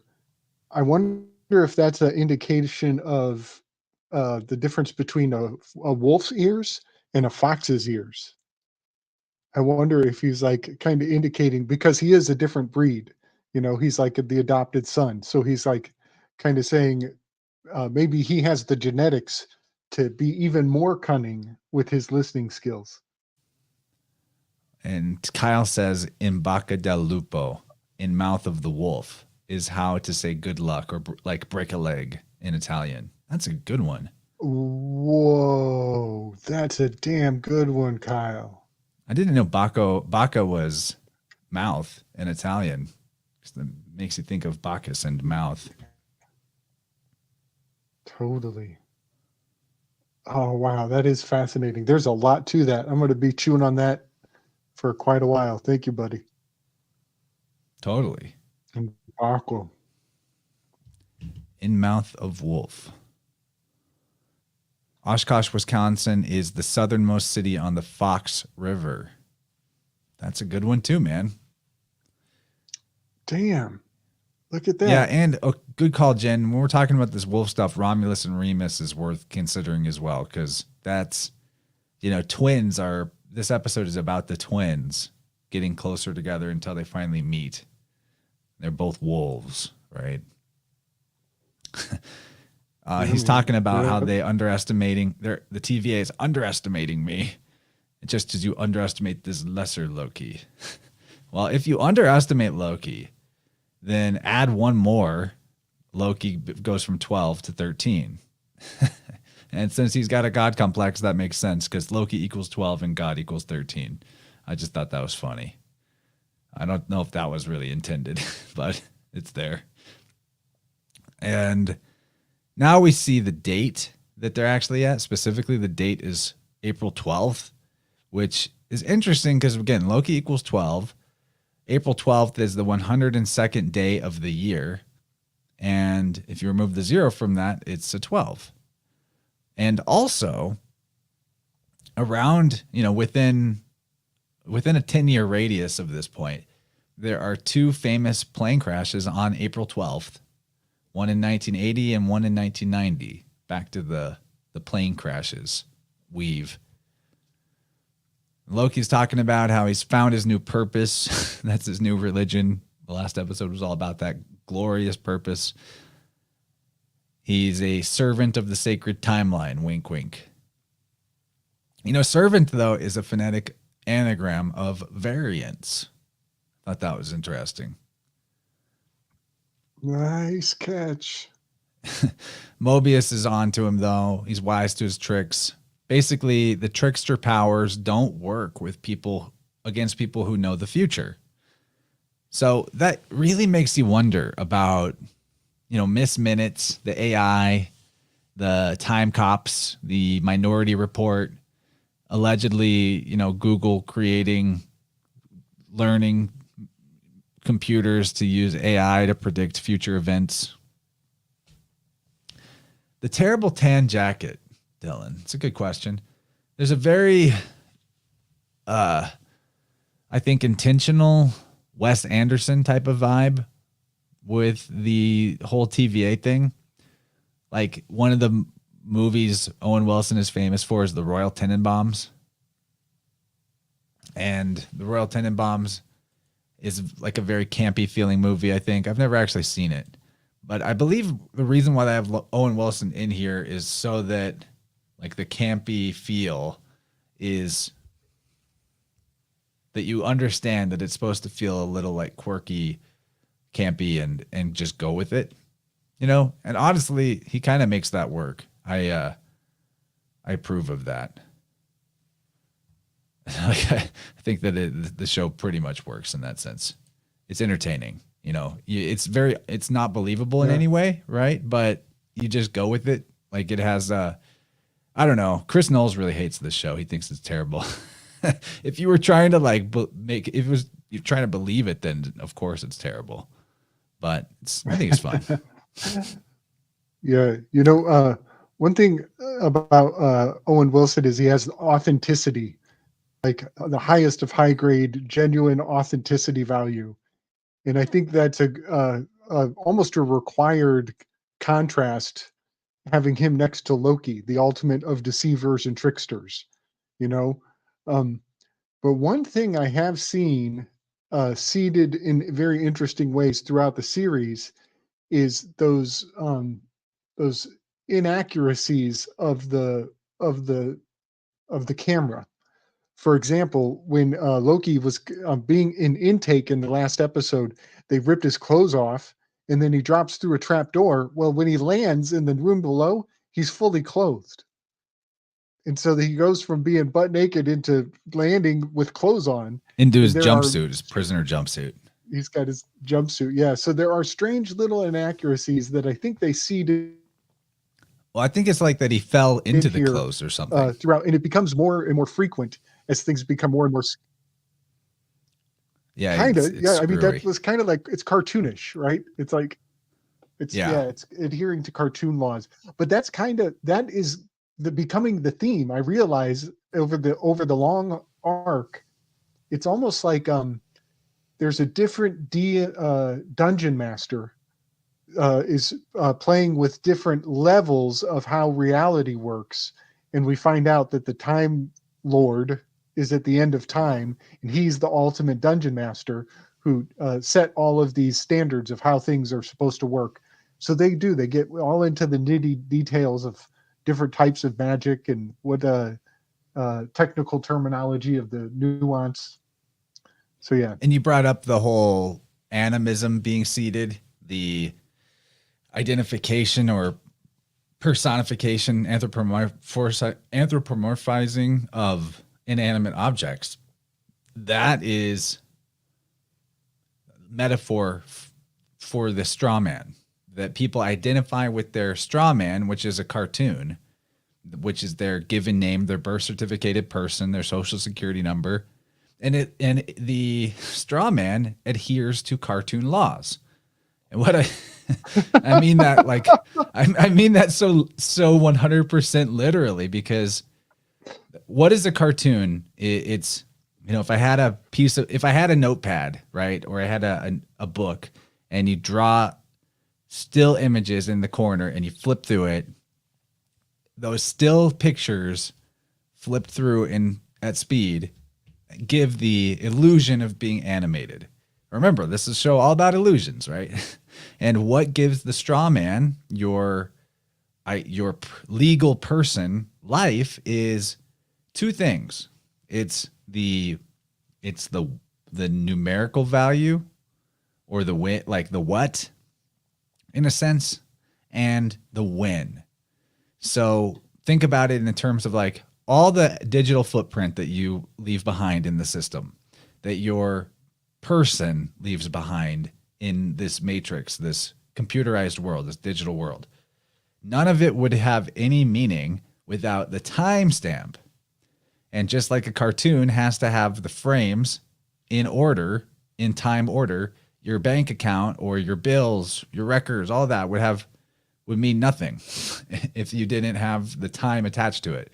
You know, it's like if you're going to pay somebody money, you were in debt to somebody. If there wasn't a deadline, a time, then the debt would be meaningless. If it was just, I'll pay you back someday, the debt is pointless with that time. So literally the straw man, the artificial person, is a cartoon because it adheres to the cartoon rules. It's the what and the what's happening and the timestamp it's happening in order.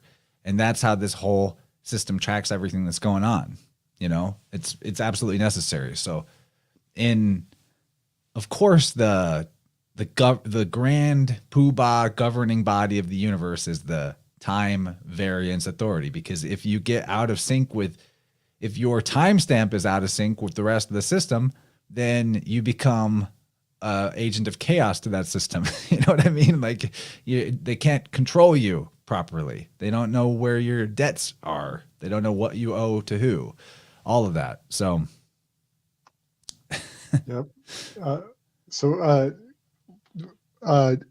think they had the suits of armor were outside of the tent. Now they're in the tents. The tent is the covenant. This is the place for the meeting of the minds, the place where the agreement happens. And so, it's all very Old Testament law centric. This whole episode has a lot of Cancer and Chariot card symbolism. But that's another element of the Chariot card has to have the covering. It has to have the covenant on top. Some sort of cyborium. The cyborium is like it could just be an umbrella, but it's also a cup. Well, I believe the cyborium or the cyborium, like when it's in a cathedral or a church, that covered area can also be referred to as a tabernacle within the building. That's right. That's totally right. And that's kind of the strange thing about it. I mean, it almost requires superstition because it's inside of the inside. You know, it compels some sort of specialness because it is an interior, very meta. There's lots of reference to like playing games as well in this episode, and games is 20 in the gematria. Nice. Okay, I had to sneeze. And that's another thing. I think that these cyboriums also are encoding the inception. I think that oftentimes ideas are actually being layered into themselves so that later on will be put in the same setting or the same room, and the idea will unpack in a fascinating with a just interesting potentials. We'll just say that. This is a really great comment from Wild Food Yumpster Flowers. That's a good nom de plume. Nom de jour. The noses are spotlit here, and it's referring to lying. So there's a very Pinocchio-esque thing. They're saying, or Mobius is saying, he's lying, just playing games. Well, the funny thing about that is that Loki equals 12, and lie equals 12, games equals 20, nose equals 20. So, and this episode has a lot to do with apocalypses. So that 2012, we're seeing those two numbers come up constantly. I don't know. Maybe it's there. Just worth pointing out when I see 20s and 12s. So the next scene, we're in Rinslayer's office. So we talked about Renslayer last time. I'll review a little bit about her, but I just think it's fun that, you know, the first shot we get is the reptilian overlord, the timekeeper, and zooms out and you see all three of them. And Mobius is pointing out all the different artifacts from the timelines that have been pruned and destroyed that Renslayer has got. Her first name is Ravona or Ravana. Rav is Ver backwards. So she's it's foreshadowing that she may be a variant herself. The snow globe reference makes me think of the flat earth closed container and the idea of archons outside of it controlling it. And, you know, you got to think about that. Mobius is like, where did you get that one? The snow globe. It's being pointed out. Also, he mentions wanting the roller skate that she's got. I think we all know about roller skating as a cultural reference. It's very popular with roller derby was invented by a Jewish guy. I'll just say that. So the snow globe is for me, it is indicates that missing fourth pillar of the quadrivium is astronomy. The muse Urania is depicted holding the orb, and when you see that, to me, I'm seeing a reminder that astronomy is a lost art. That's what comes to mind for me. Yeah, the artificial world is overriding the natural world. We could say a lot about that. Oh, and you know, before you change the picture, this capture right here has a lot of chariot card vibes for me, specifically the Thoth deck chariot card, but even how the curtains have little ripples, you know, they kind of ripple outward. The cushions of the sofa are kind of red and round. These are all elements of the chariot card, very powerfully from the Thoth deck in particular. So that's totally a vibe I was picking up on with this image in particular. And sure enough, they're drinking some nice beverages. Well, the number 7 position in the Enneagram is an epicure. And so there's something about like the finer things in life being harmonic to the number 7 personality type. I just wanted to put that on the map. I can't wait for I have the weave on the 7 personality type of the Enneagram. It's gonna blow your wig, blow your cap back, as Homie Romy would say. Oh yeah. So, and we'll get to that. Definitely though, the 7 is the 7th card is the chariot, if people missed that reference. Then we see the close-up of Mobius putting his beverage down, and there's a ring on the table. Apparently that's his fault. He's been leaving the rings. But, you know, that makes us think of the rings of Saturn, because these are the authorities of the time variance authority. Mobius is pretty high up the chain. Ravana is the top of the chain. She's the full-on leader. And she says, you know, he's trying to make a case for Loki not being immediately deleted, essentially. She says that he's an evil, lying scourge, right? And the response Mobius gives back is like, well, maybe he wants to mix it up. Sometimes you get tired of playing the same part. And that is foreshadowing, if you remember him dreaming of jet skis. His opinions and feelings are changing. He's actually talking about himself here. He's getting tired of playing the same part. And she's like, well, nobody can change it up or play a different part unless the timekeepers decree it. I thought it's worth bringing up that there are famous neuroscientists out there like Robert Sapolsky that will tell you that you are a product of your conditioning, your biology, your society, et cetera, that you're 100% predetermined in every way. And there is this is his book, A Science of Life Without Free Will. It is a bestseller. He's one of these individuals. So the thing about the liability shield of being Jewish is that the ones that cause a lot of mischief and havoc in the world, or wage the worldview warfare or actual warfare or society corruption warfare, they're not actually religious. And it's not actually a race either. So there's really no grounds to use that as like a, how dare you say anything negative about me because I'm AJ. This guy, one of his defining moments, self-proclaimed, is leaving behind any and all religious beliefs at the age of 13. And Priscilla says, he thinks you came from Monkey Man. Yeah. You go read the things that Sapolsky says, and like he even describes himself as, you know, at this time of my life, I was acting like an adolescent primate and blah, blah, blah, blah, blah. Oh my God.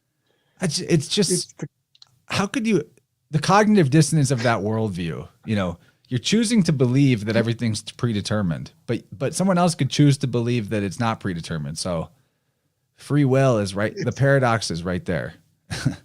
An insult, compliment, amazing. Race, and religion in one word. That's the J word. Yes. So this guy is really something special. Like, to be completely straight-faced, completely kind, open-hearted, warm, generous personality, and be saying the most horrific worldview I've ever heard in my life. I can't believe my ears, but I'm looking at this very gentle, tender-hearted individual. He is Radagast. He is Radagast from Lord of the Rings. He does kind of look like him. And what's blowing my mind, Chance, I'm just going to throw it. I don't care what's reality and what is fiction anymore. I don't care if this is a simulation, because this mother right here is imprinted with Radagast so deeply that his spiritual message is almost like exactly what Radagast would tell the world if he was a real person here in this reality. That's weird, because he did go like he's a biological anthropologist, right? Like he went and studied this. He studied like baboon societies, and that's how he decided humans were monkeys. He's Radagast. He went and lived with the monkeys. This guy. It's so fascinating. And so Radagast is depicted with bird shit on his head sometimes. And this is the fella who has proliferated a lot of the information around toxoplasmosis and how parasitic behavior can compel the human being to subjugate their will. And so everything he puts out is a proof that we probably aren't really steering our own ship in ways that are they're dangerous, they're profound, they're I can't look away once I get a whiff of what he's laying down. But everything from my core of my soul wants to rage against what this guy's putting forward. Radically aghast ideas. That's radically aghast. Well, one of his speaking of ideas that I would like to rage against, one of his books is about the trouble with testosterone. Yeah. And other essays on the biology of the human predicament. I mean, the castration cult is a real thing. You know, the problem is maleness. The problem is masculinity. Get with the program, assimilate to the Borg. You know, you don't have free will, so you might as well let us think for you. It's man. Yeah. He's making Gabe intellectually rubberneck. Good one. Totally. It's a trip and a half. And then another thing that got me, first I was like, look how much he looks like Zeus. Very, very much like specifically the bust that I used to have on my channel. And Zeus had only one authority who he would acknowledge was above him, and that was the Fates. The Fates superseded him, and he always adhered to what the Fates told him. And I think that's fascinating, because here this guy is raging against he's a determinist of a dangerous orientation. So I kind of love hate this fella, and I think everybody should, keep your ears to the ground, because this is the kind of shit that's coming.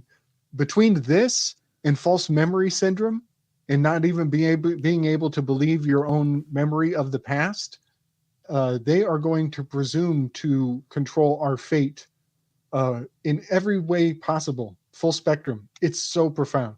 So yeah, I I feel think like this guy's he's incredibly basically dangerous. he's the new Christopher Hitchens. Maybe that's a good way to say it. He's a kind Well, of but with a different flair. Yeah, yeah, maybe yeah, it's basically the same thing. And why I say that is because Christopher Hitchens was the big, like, you know, religion is not just wrong; it's basically the source of all problems in human existence. And it's very tricky because you could make an argument for religion being a problem. That's fine. But when you throw the whole baby out with the bathwater and decide that you're just a monkey robot that was, an airplane built by a tornado going through a junkyard, and chaos manifesting miracles, then it's silly. It's silly. But there, it's cool. I'm glad you brought him on the scene, because that's a hot item. it's a hot button item. Yeah. We'll leave it at that, but it's he's worth it. He's holding a monkey skull. Skulls signify wisdom. We'll move on. So this scene where Mobius is sticking up for his Loki, not wanting him to get killed, he has to sign off on the paperwork because the operation that they did went bad. It went south, and it was a failure. They almost redlined the timeline or whatever. So she needs him to sign the paperwork. She gets him to sign his Rin. That's the Egyptian word for the name, which was considered to be one of your spiritual bodies. And it had its own life and consciousness to it, like a spirit. And her name is Rin Slayer. She's a judge. We've already talked about this in the previous episode, but I just want to everyone to remember, she's the judge, she's the magistrate, she's the lowercase g god of the TVA, and she slays the Rins. You go before the judge, you plead before the judge, you pray before the god, and they ask, are you so-and-so? This is your social security number, yada, yada. And you identify with the fiction. That's what the legal system is all about. And your name is meant to be a liability shield. Well, she destroys your liability shield in a sense. And she also says that the timekeepers are monitoring this case closely, which is a lie, because she's the true head of the TVA. There's not really anybody. There's nobody home. The timekeepers are robots. Yeah, so they're an illusion. Figurehead. Her name is also Rinse Layer, which is removing the placental layer. And this is what makes all the difference as to what kind of birthing practice you were brought into this world in. And this also has to do with the court, and why the word court is the word cut. And so even the rinse layer is right there. Pretty fascinating. They're encoding that lotus birth. And the fact that she signs her name R Slayer, and Mobius points it out, R Slayer. So we're now, that gets us to think about the letter R, right? The Rho, or the Phoenician Rosh, looks like our letter P.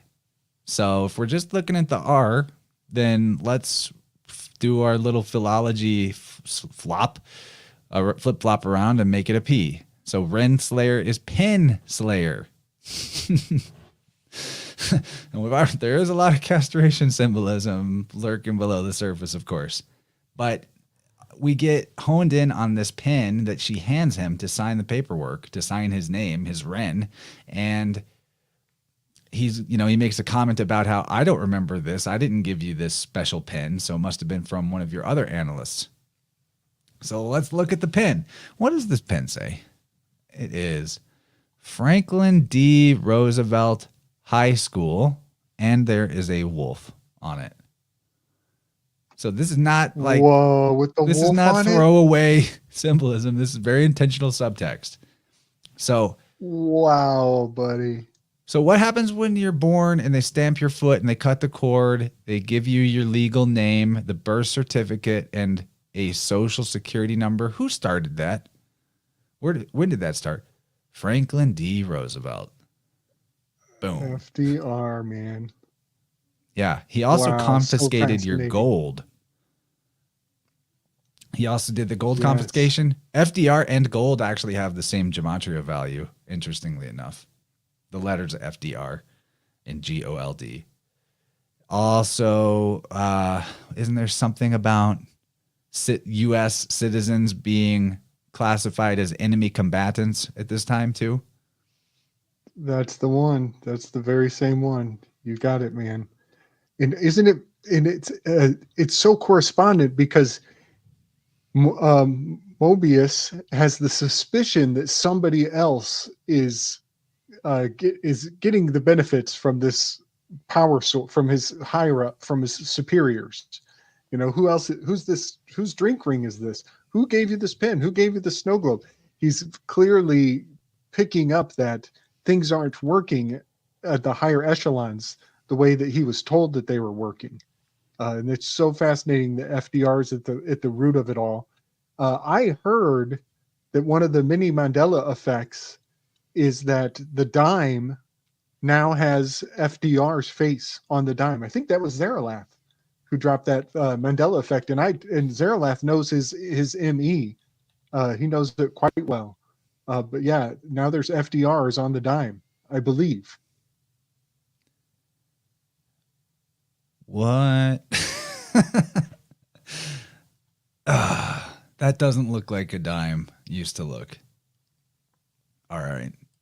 And then I'm not let's one for forget- hold on. Mandela effects. I know, I'm not a but big- let's also But I'm looking at this dime, and that's not the way I would have pictured the face on the dime in my head. But if you go back Right, to and let's- 1930s, it was the Mercury with the winged cap was the dime, you know? right And on the back was the fascist. And let's not. We can't miss the lion laying down with the wolf, or the lamb now lays down with the wolf. But it used to be the lion and the lamb. Now it's the lamb and the wolf. Well, here's a wolf's head next to the FDR. So it's almost a double whammy on the Mandela effect because it's got a wolf and a FDR. Damn. I'm tripping about I haven't heard of this FDR dime Mendelu, but I am kind of tripping about it. It looks a lot like the head I remember.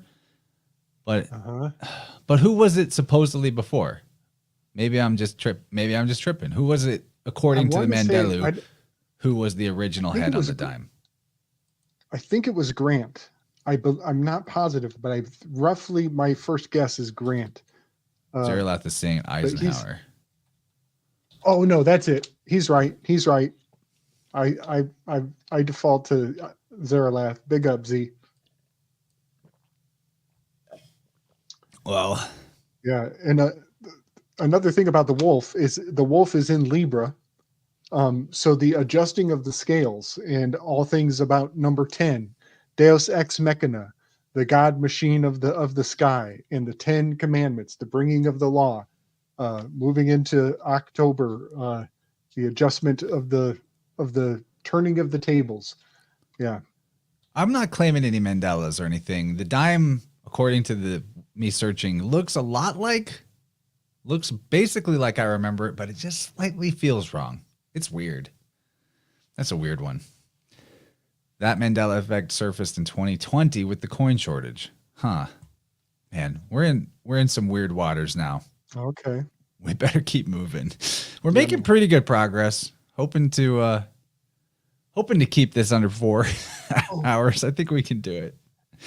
So, one more thing I want to put on that before we walk away from the Mandela and the changing of our coinage and the changing of our history and the well, I mean, idea. it is very appropriate to be thinking about that since, this is the time variance authority.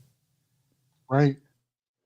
Well, I think a lot of this leans into my whole weave around the touchstone and these things that are commonplace.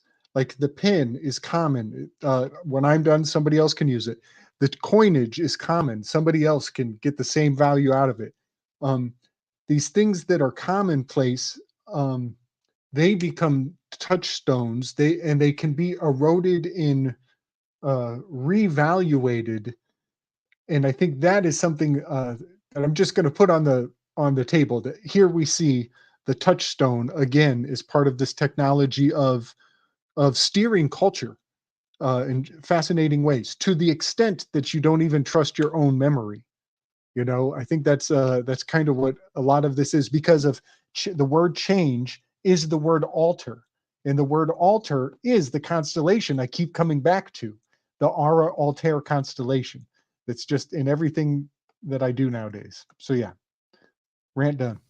Alter, as in with the ER, like to change, is a 20 also. Oh man, and it's right next to the native. Chance. That was one of the first neologisms you blew my mind with, was alter native. Well, come to find out years later, the altar is next to Indus. And so even our word alternative is hailing back to that particular location way down in by Cygna Octantis, the big chasm at the south extreme parallels. I got one for you. Well, maybe not. No, let's just move on. I'm going to get in the weeds. Okay. So moving forward with the plot of the episode, Mobius comes out and Loki's acting all desperate to convince him that he wasn't trying to be tricksy, that he's actually helpful. And Mobius knows all of Loki's strategies, and he's obviously desperate and annoyed about being inferior. So he says that insecure need for validation, you know, I need you to use that to motivate you to find the killer, essentially, the alternate Loki, the variant. And Loki is clearly planning to do a double cross and try to take over the TVA, and Mobius calls him out on it. Big surprise, a double cross by history's most reliable liar.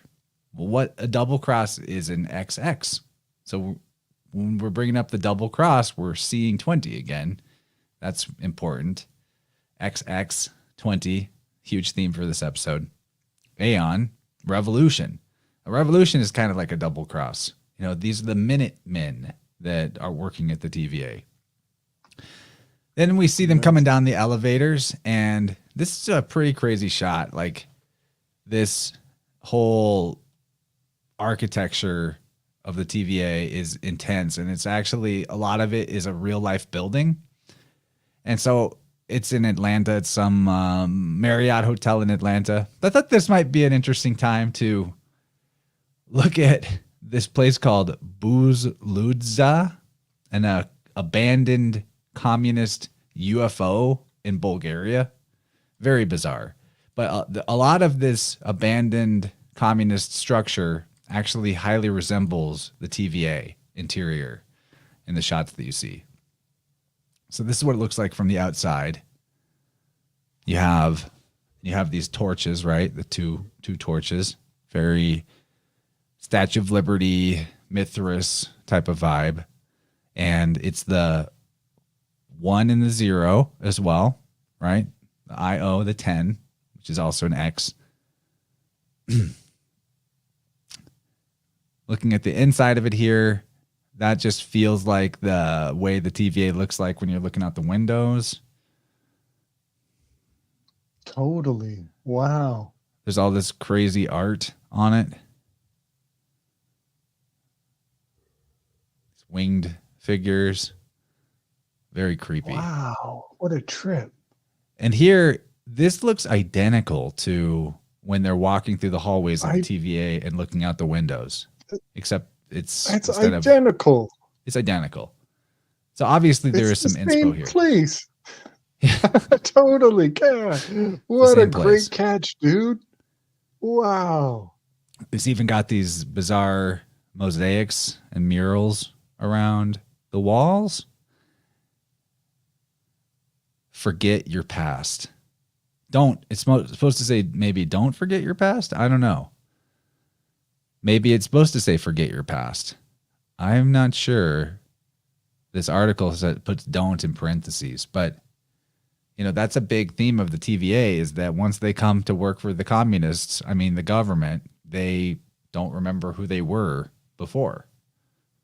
They think that the government is God. They were created by the government. They were created by the timekeepers in their belief system. Wow. That is so fascinating that the art on this location is correspondent to keeping time and commemorating mistakes even. What a trip.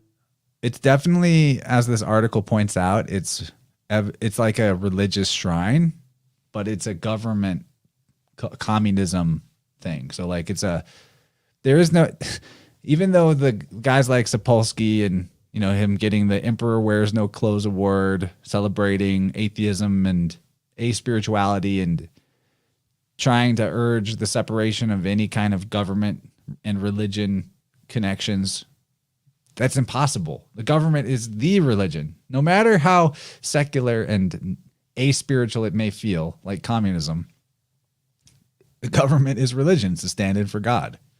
Always has been. Some were more theatrical, flowery, and maybe even more positive about it.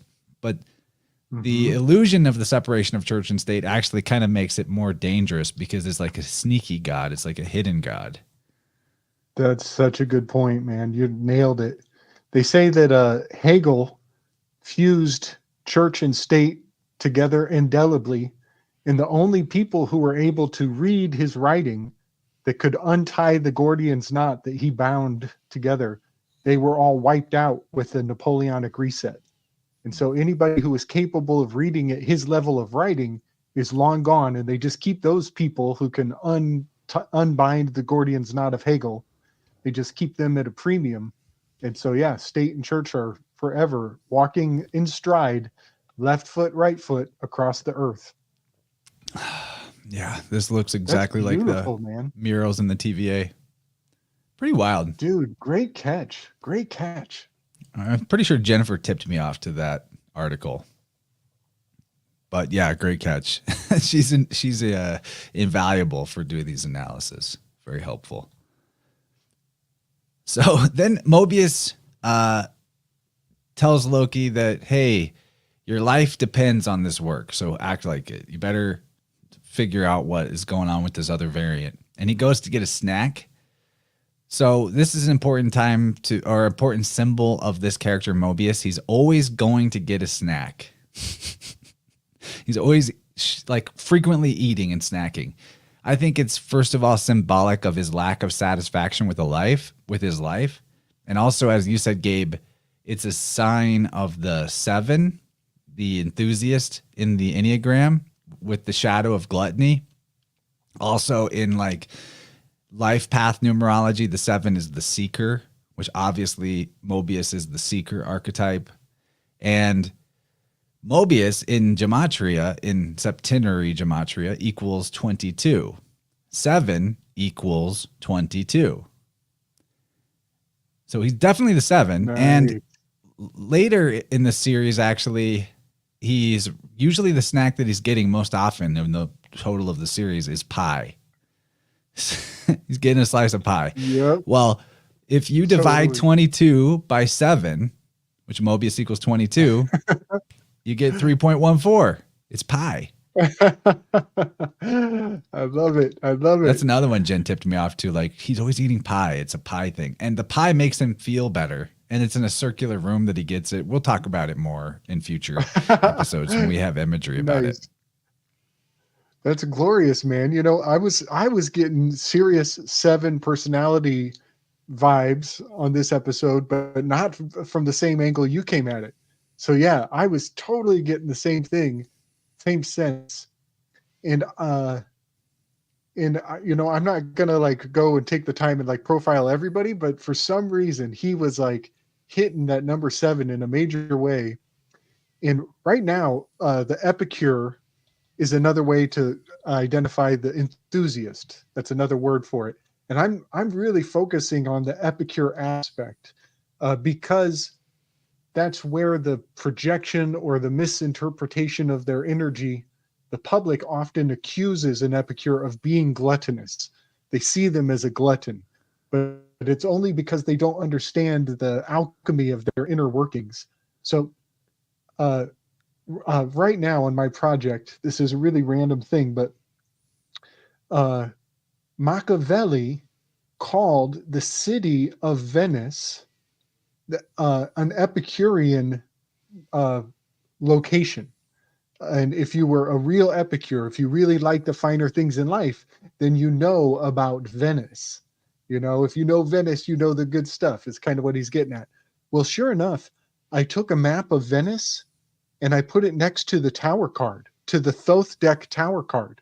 And I think I see a map of the river of Venice going through the tarot card of this character who's eating the tower.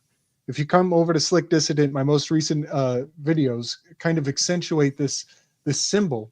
But I just think that's fascinating that because tower card is 1/6, adds up to a 7. Number 7 personality type on the Enneagram is the epicure. So it's really fascinating that Venice is relating to, and I believe there are 7 hills in Venice. So all I think things Seven about Hills number is the 7. Rome thing. Okay. Maybe that's in Venice too. I think there's something in Venice.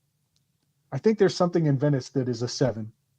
What But do you yeah, think I just about discovered the that recently. Enneagram type for Loki himself? I was thinking either a 6 or a 4. Well, okay. Well, for one thing, I want to say this because it's all on the same episode here. Probably We a just 4 because mentioned 4 earlier. is Hermes' number. Well, in the Enneagram, number 5 is avarice. And here you were just saying earlier in this episode that avarice was the name that the Iberus relate back to, with this sense of greed and mammon and keeping to themselves. So that's a number 5 personality type. But I just think it's fascinating. I have another city now that has a name that is an aspect of the Enneagram. So you just gave me that avarice city as a number 5. And then now I have Venice is number 7. And so I'm just keeping my ears to the ground for more indications of these, cultural personality types being some refraction. Loki. The word I'm pretty sure the word avarice, meaning greed, is because the Hyksos of ancient Egypt, which were the Hebrews, resided there. Avarice, greed. Let's blow forward here though, for time's sake. Right on. So this is me shushing you, Gabe. I get you. I got you. So Loki is working on the case files or something, and this librarian behind him shushes him. Shh, that's your shin, your letter SH, shin. Then he turns around and he does a shush with his teeth bared. Shin meaning teeth as well. I think that was funny. And totally. It's a way more threatening shush that he gives her, I'll say. Right. Then he goes to go ahead. Well, we're in the library also, which I just think is interesting. I'm thinking of him as a number 2, as a prideful giver, at least at this point in his personality. But that's just interesting because there's the number 2 has Hera, who oftentimes has the law, the Torah on her lap from the High Priestess card. But then the other number 2, number 20, has the Shen, just like you said. So the shushing is very I think he's a 4. I think he's a 4 because an individual with the shadow of envy. The fear of the 4 is that they have no identity or personal significance. Their desire is to create to become significant, essentially, for their identity to be unique and important. And he's maybe like a 4 with a 5 wing, which is like the bohemian, which is very mercurial. He's very adaptable, right? He's always changing. Yes. I think he's a 4. And then Hermes' number is 4. Okay. So that works for me. You know, I like that a lot. Also because eventually he goes to they go to Pompeii and they scare off all the goats. And that is right next to the Herculaneum. So the number 4, the death card, is in the shape of Hercules. So I think that because he's like going around, he wants to become the hero. He wants to be the hero of this story. Oh, that makes sense. And eventually there's actually a link between Loki or Hermes and Hercules, in the sense that, well, first of all, you see that, remember that Bonnie Tyler song at the 80s rock song that plays when they're in the tabernacle? I need a hero. That song specifically references Hercules. And then you just brought up how Pompeii was destroyed with Herculaneum. And the Irish had a version of Hercules, and their version was Ogmios. And Ogmios was a god of eloquence, and his followers were chained to his mouth by golden chains. He controlled through his speech. That's right. We actually brought that up a lot in the Avengers movie Decode, in that version of Loki. And I talked about Ogmios that's actually that's a Phoenician or Irish Hercules. So at one point, Loki was the Hercules figure, and he kind of lost his importance in that way. Maybe that's part of why he's so temperamental. Right. And we wove in how he's change their mind. He's change their mind with his tongue. Yeah. That was fun. Chain and change. Good. So here's our next bell ding, which signals this secretary to act. It's a very prominent close up. Like, she's ignoring him. She's in her train of thought, doing what she's doing. He rings the bell. And just like you were saying, Gabe, now interrupt, stop what you're doing, follow orders, right? Bell ding. Perfect. Exactly happens. And he's asking her he wants to know about the classics. You know, what's the most classic stories? Well, it's the beginning of time, the creation of the TVA, the creation of life, the government, and the end of time. All of those, he's told, are classified. I'm just going to breeze past that. There's things you could say about the idea of classified, but not worth it right now. The case file he's allowed to look at is his case file that's got just the information about the variant that he's supposed to be helping find. You know, worth pointing out that he's L1130. That's the social security number. When you see 11 and 3, that's a 33. Case file equals 33. XX, seeing C20, the letter X in septenary is a 3. So it's a 33. A lot of 33s there. Worth pointing out, maybe. And while he's going through the case files that he's allowed to look at, he sees the citizenship escape from Asgard, or the destruction of Asgard, Ragnarok, right?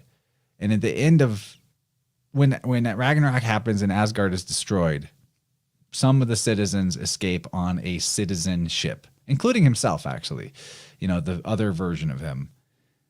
And this is reminding us of the whole citizenship of the Social Security number, the 13th Amendment, etc. The Statesman was the name of the ship that the citizens escaped on, just in case the Statesman, in case we weren't recalling that. Details worth considering from, what was it? Thor 3, Ragnarok was when that happens. And he dies from his citizenship is death for him. Like that other version of Loki dies on that ship. Right. And this is DOA, destruction of Asgard, is death on arrival. It's a DOA notice. And another thing, the word sections, section. No, I think what needs a NOTI is notice. The word section is the word notice. Maybe I'm missing an E. But the word vivisection, we've woven on this. The word vivisection is survive notice. Like vive is to live, and then notice is what's remaining. One of these days, I'm going to make a whole list of like words from common words on forms that we fill out that are very common anagrams, because I think that there is a consistency running in the back channels of the systems we fill out forms with. I think they're saying so many other things just under the surface, missing those details. The devil's in the details. So Loki has figured out that the other variant is hiding in apocalypses, because if everything and everyone is destined for imminent destruction, then nothing that anyone does to alter the events will matter. So the other Loki is going to places where everything's about to be destroyed, and then he can fuck with stuff all he wants or be there, and no one is going to, the time cops aren't going to be able to tell that he altered time, essentially. And also you see this can on the screen. Mobius is drinking this Josta weird energy drink soda again, which Josta is 20, which is fun. And that also kind of reminds us of our aphrodisiacs that were a big theme in the previous episode, in episode 1. Now, Loki explains his theory to Mobius and convinces him that he's not going to betray him if they go check out an apocalypse and test the theory, because he loves to be right, which is a very Virgo or Gemini thing. The Mercury ruled signs, they really love to be right. Also Gamma males. Not saying that loving to be right isn't just a natural human trait. It doesn't mean you're Gamma, but the Gamma will fight for a point, to everyone's mutually assured destruction. That scene there where they're at the lunch table, he starts sprinkling the salt and the pepper into his bowl, and then he gets somebody else's drink cup and pours the drink into the bowl. I saw a lot of it was as though he were doing the chemistry experiment or making the metaphor. He complimented his ability to speak in metaphors earlier in the series. And so now he's making this metaphor with the salt and the pepper and the salt or into the salad. But he's doing it under this lamp. And the lamp looks so much like a mushroom. That's a good point. I was thinking that too. Yep. And he's sprinkling these spores into the salad to make this metaphor of how this culprit is hiding behind the disasters. Metaspore. He's speaking in metaspores. And so, yeah, I think we're seeing the panspermia hypothesis being nudged here. And sure enough, they're going to go to Vesuvius, where Pompeii, where the volcano of Pompeii took place, in the city of Pompeii with Vesuvius. And I have a theory about volcanoes being seeding consciousness of humanity with advancements in thought. And I would even say it would be fascinating if some of the greatest thinkers were inflicted with syphilis. This is just one of many potential explanations, but that great thinkers actually have afflictions in their ability to think differently than other people. It could be actually like I'm thinking of Friedrich Nietzsche is one of many examples. His father had brain syphilis. He goes on to have brain syphilis. He dies from the brain syphilis, but while he's alive, we get this unthinkably brilliant mind communicating 100 years ahead of itself to the people yet to come. And so Friedrich Nietzsche, I think of him very much as a Sibyl of a strange sort, speaking to people who weren't even alive in his lifetime. And we're just now able to receive the information. And if you think about it, and he also venerated the volcano. He actually swam at the feet of Vesuvius and other volcanoes.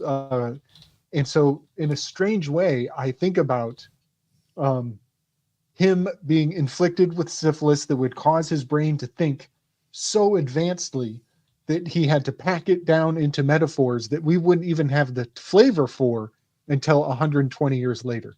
So yeah, long rant, but all of that came to mind just watching him put the salt and pepper on the salad. There's a lot with volcanoes going on here. And, there is a genius idea relating to the volcano. So maybe there's a there. They go to Pompeii, the most famous apocalyptic event of all time. Also, I think important for them to cover off because for all we know, the official line about what happened at Pompeii is not true, or the timeline is not true.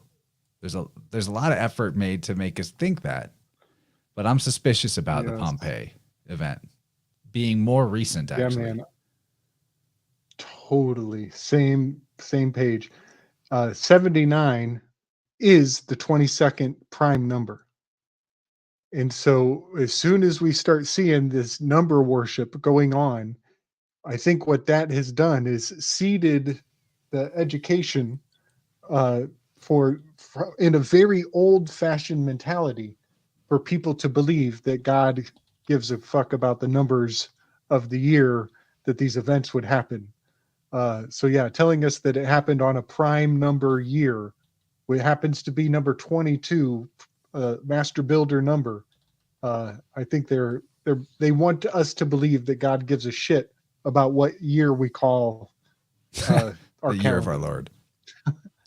And since totally. We're thinking about volcanoes, in syncretism, Vulcan merges with the Son of God archetype, Hephaestus Vulcan.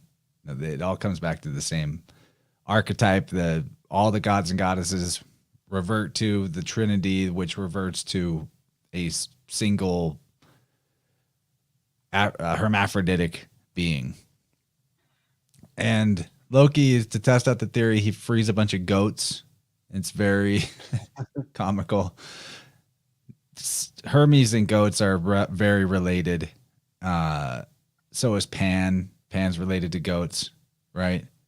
Yeah. He also he goes on a Greek diatribe there. He starts speaking in Latin. Fluent Greek. Is it Latin?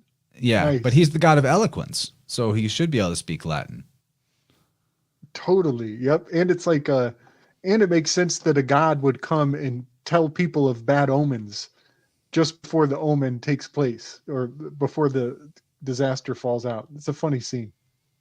And we're getting a nice Loki is kind of mutable now, and he's becoming more characterized as the mischievous scamp, trickster, jokester, as opposed to just the evil, terrible guy that he was before. So it's giving some likability to the character, right?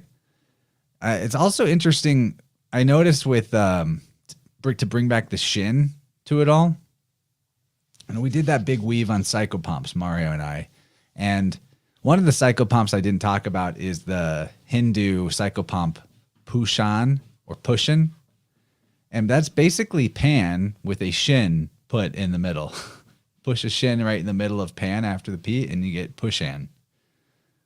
I thought that was interesting. And you have Hermes on the right with the lamb as the savior. You have Agni, the fire god of the Hindus, on the left, riding a goat.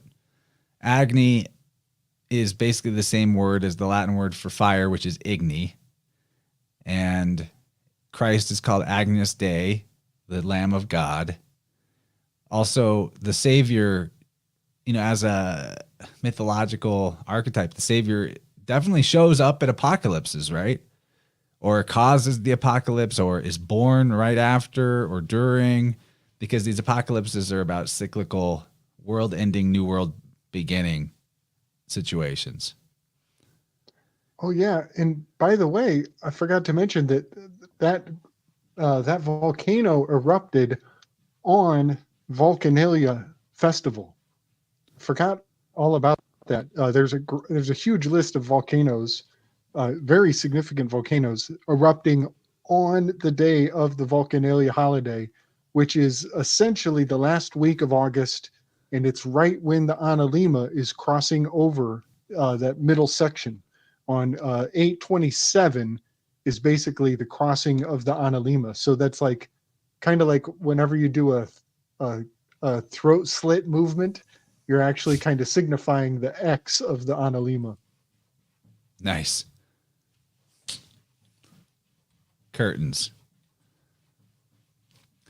And Loki has proved his point that their behavior doesn't alter the timeline. He's dancing around. Nothing has any consequence. This is basically the message of determinism. Nothing has any consequence or meaning. And it's a very important philosophy to have if you're going to do what would be considered evil by people who think things do have meaning, right? Because if it's all just meat robots and consciousness is an illusion, then what does it matter what you do to other people, or other people's feelings? They might not even exist. Maybe it's a simulation. Maybe you're the only one that's real. All of that stuff comes into the mix whenever you're a fully determinist, right? And there's a 4. Good call, Wild Food Yumpster Flowers. That's like a letter number 4 next to him, and he's the 4. I think he is the 4. Nice. And he's reveling, I think he's so gleeful because he's reveling in this moment where his identity has some kind of consequence or significance, or he's finally important. He got it right. He's valuable. I think he's a 4. I think he's the individualist. I really do. So they go back to the TVA, and this is where Mobius is telling Loki about his enthusiasm for the jet ski, because he's an enthusiast. And as I said at the beginning, dreaming about jet skis is a symbol of one's feelings and opinions changing. And the fact that we're getting that jet ski dream right before they start talking about the 4 in his left hand too. Yeah, you can see 4 fingers. Okay. But we're getting this jet ski dream right before he starts talking about his belief in the TVA, that I think it's proof that he's not really a true believer like he's claiming to be. He's seeking something more. He wants the bigger answers. He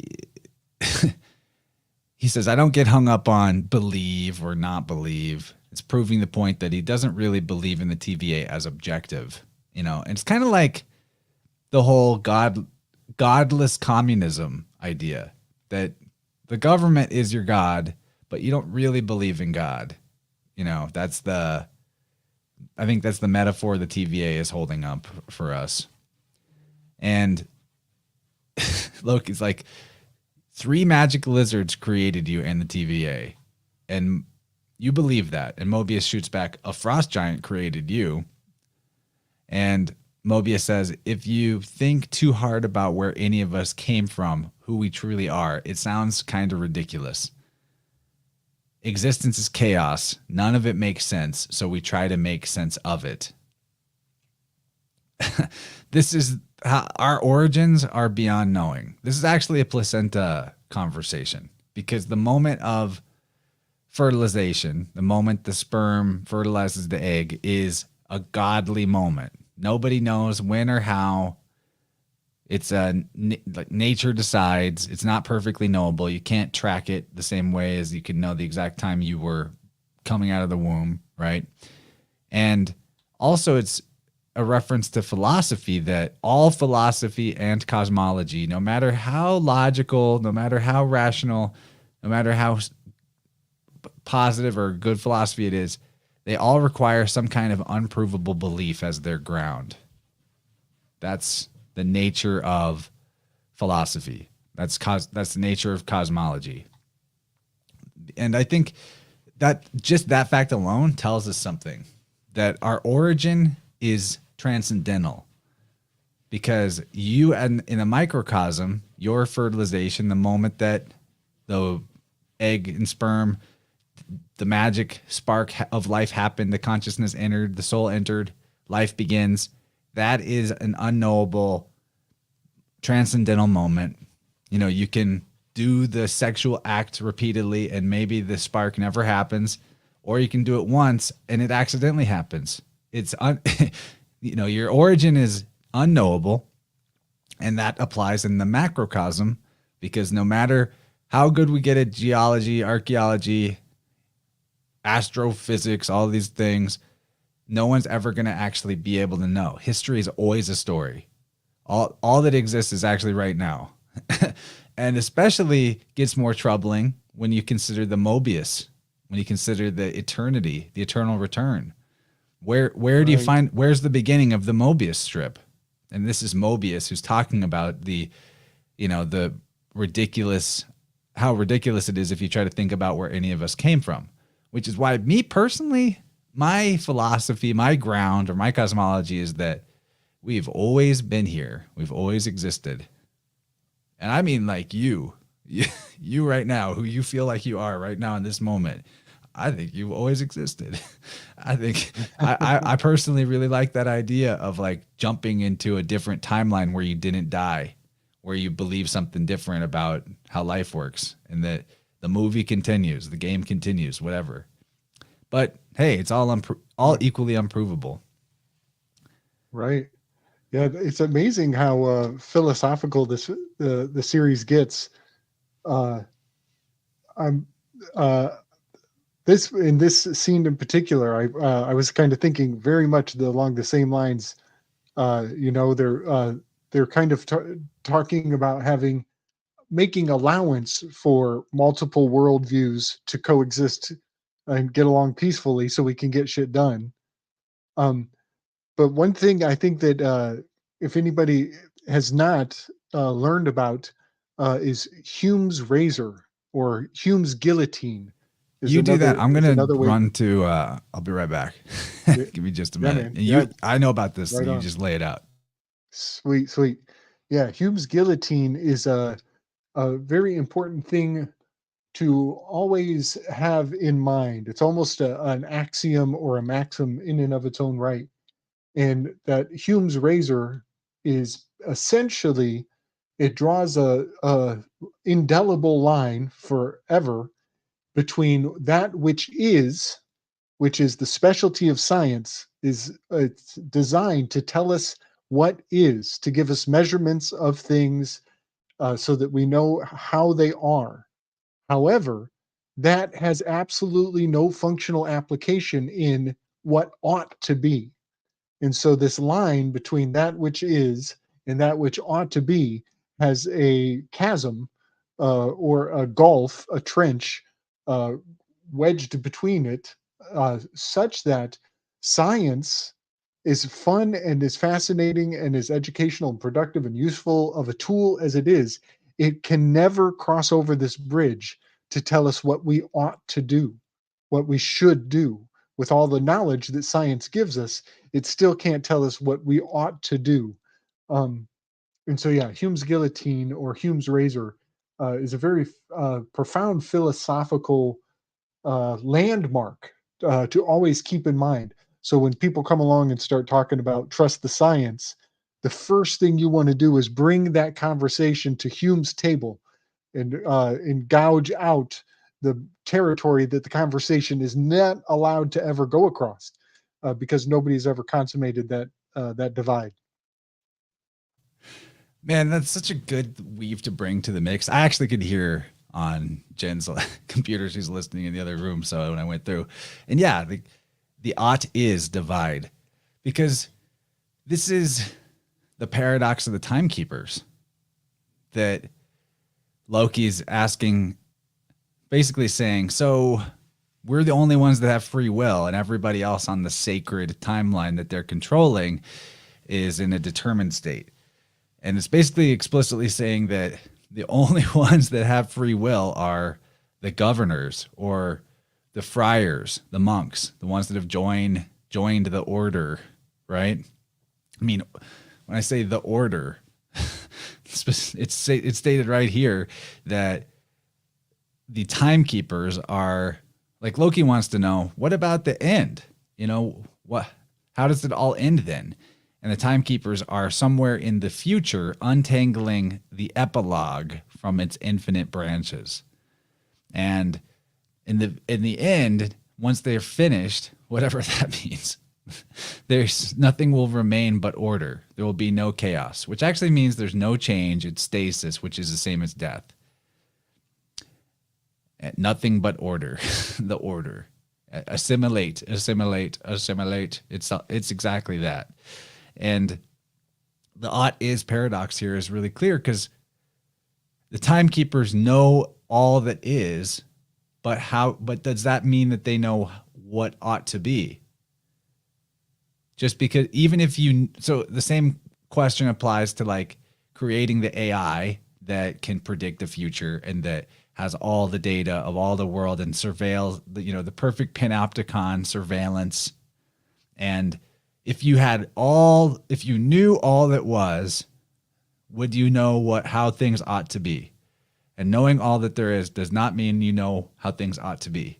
And that paradox is so important for philosophy, because I think Hume basically explained why God gave humanity free will, metaphorically speaking. And even the allegory of God creating us and giving us anything is just an allegory. It's that idea. When you think about it, it sounds just as silly as the timekeepers untangling the epilogue of branches and controlling everything. But there is something that is the all that is. There's this pleroma. There's everything combined together. All that. There's the eternal. There's eternity. It's time, in a sense. I'm kind of going around in circles here, but it's fascinating, because if there's an all, if there's a first mind, a first thought, a trunk of this tree of life that all of us are branches and leaves off of, and it knows all of us, it knows every hair on your head, it's connected to everything, and it is conscious of everything. Does that being that knows all know what ought to be? And that's a huge deal. And then you have the God and the devil are the same guy. It's the trickster. It's hermaphroditic. It's mercurial. It's all of that. It's good and evil in the same space coexisting. You got to allow for both, because we don't know how it should be. No one knows what ought to be. We just do our best with how it's really like a feeling thing. Man, there's so much to that. Thank you for expanding on that. That's really helpful. Yeah, man, it's really profound. And I think it's a good tool to put in people's toolbox if they're going to go face what Sapolsky is putting down, because every decision you make, he says that he knows when people, because he teaches, he's a professor, he actually knows the personality type before they even come into his office. He knows that this is going to be the student who's going to walk into my office, sit in a chair, and he's going to look at me, and he's going to reach out on the desk. He's going to pick up the pen, and he's going to say, did I pick up this pen because I wanted to, or did I pick up this pen because I read your book? And he says he has that same student every year, at least 5 or 10 times in the semester. And so he has already determined that these students are going to keep coming like an echo. He's had the same student, and it is exactly the scene where Neo is in the facing the architect. And he's like, "Fuck you! I'm not going to do it." and he's saying "fuck you" 15 different ways, and they're like, "We already knew you were going to do that, bro." So And yeah, to it's Kyle's point, fascinating. Hume was an atheist and was attempting to disprove the existence of God. Hume's razor is exactly the definition of good faith. The interesting thing is, like, we label stuff atheist or not, or God, et cetera, right? And when you look into the like Buddhism and Zen and things like that, it's actually pretty much atheist. It's very interesting, you know, where one person might have a very like spiritual understanding of the mental nature of the cosmos, that we're all embedded within one pleroma, the imagination or mind of the all, and we're emergent out of that one mind in a hermetic sense. But another person would look at that and be like, but what about Sky Daddy? Don't you believe in Sky Daddy? And then so that means you're an atheist. And so even these terms become very silly when we're trying to apply them to the transcendental. And that's what makes them the transcendental. That's what makes Mobius so interesting as a character, that these themes are revolving around in his head, and he's the pie eater, and his name encodes pie and all of that. I like what Dylan said, that good and evil are more like trajectories for most people. And I do see it that way, kind of. It's like creation and destruction, you know, harmony and dissonance. A lot of Jews are atheists too. Good point. Good point, Alpha Warrior. I think we talked about that a bit with Robert Sapolsky. And then Loki has one of the most wise statements in the show, where he says, no one bad is ever truly bad, and no one good is ever truly good. That's, I think, the nutshell, the nuance that you really need in life to get through without heroes and villains controlling your worldview and making you feel like a victim or small or disempowered, right? No one bad is ever truly bad. No one good is ever truly good. That's the most clear definition of God, in my opinion. That's the way to understand God in a healthy sense, because, you know, it is what it is. What is, and it's there. You can tell. The yin yang symbol is perfect for that. We're in deep in now, Gabe. We better press on, unless you got something to add to this. I know that you might, and that's okay. No, I'm digging it. I love how philosophical it is. I think that is very important. The very last line of this episode is another very philosophical hallmark. We're on the path of initiation for sure. So they're going to start investigating apocalypses, and they have two clues: apocalypses and this gum, kablooey. The funny thing is, what happens when a volcano explodes? Kablooey. Also, check out the schnoz on this guy. Hello. Is that like that looks like Count Dracula, basically? I think it's the Merchant of Venice. Could be. Okay. Totally could be.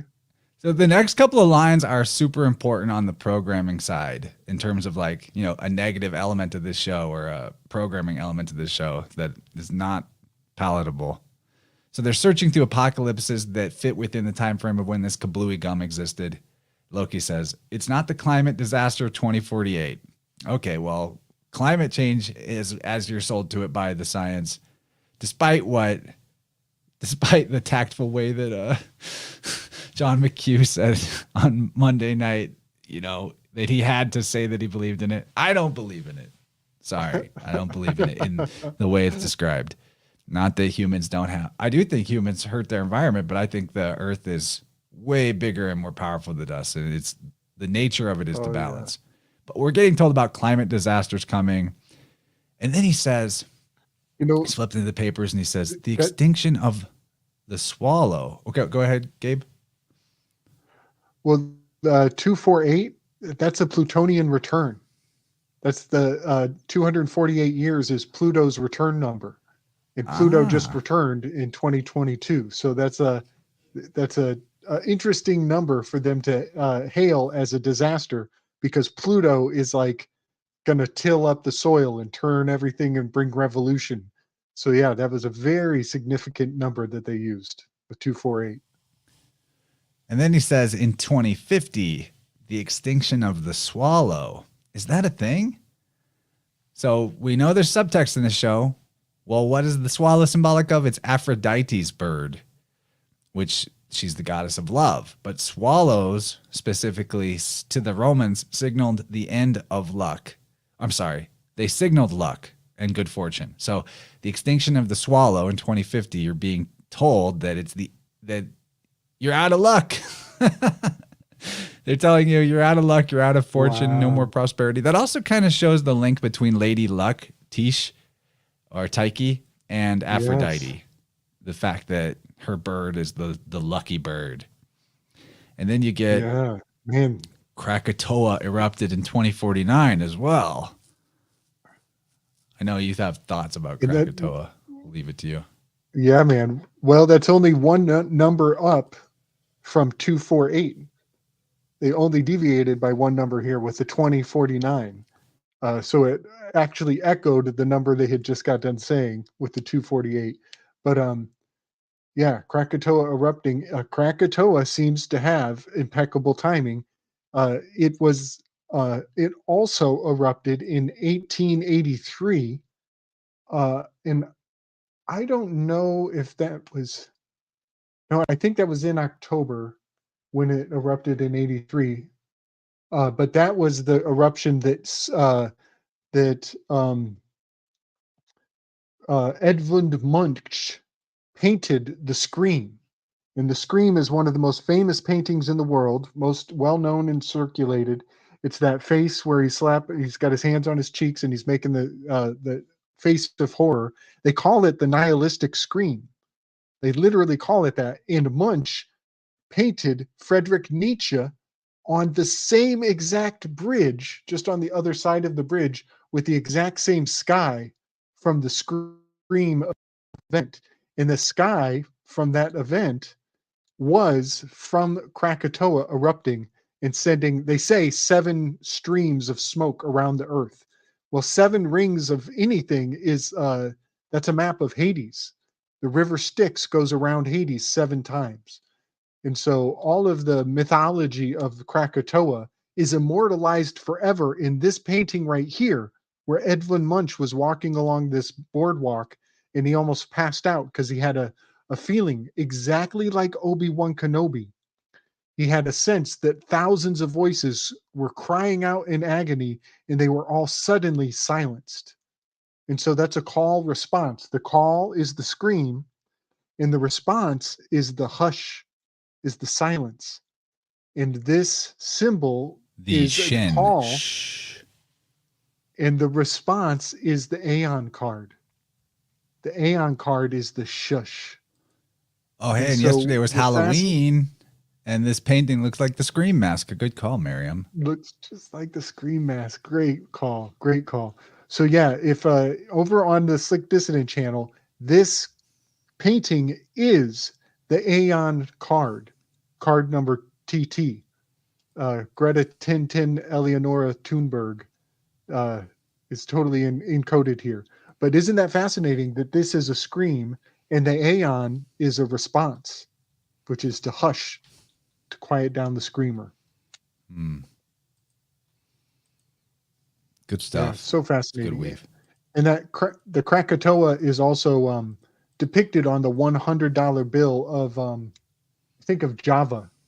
They've got Krakatoa immortalized on their money for that from that exact day that the scream took place. Yeah. Loki says, God, it's just one damn thing after another when he's looking through the apocalypse records. They're really making sure that you think the next decades are going to be cataclysmic and just objectively bad. Cyclone, famine, volcanoes, flood. So they eventually crack it. They find the one that fits their criteria, the clue of the gum that she left behind in the church of the previous episode. And so here we are, Haven Hills, Alabama.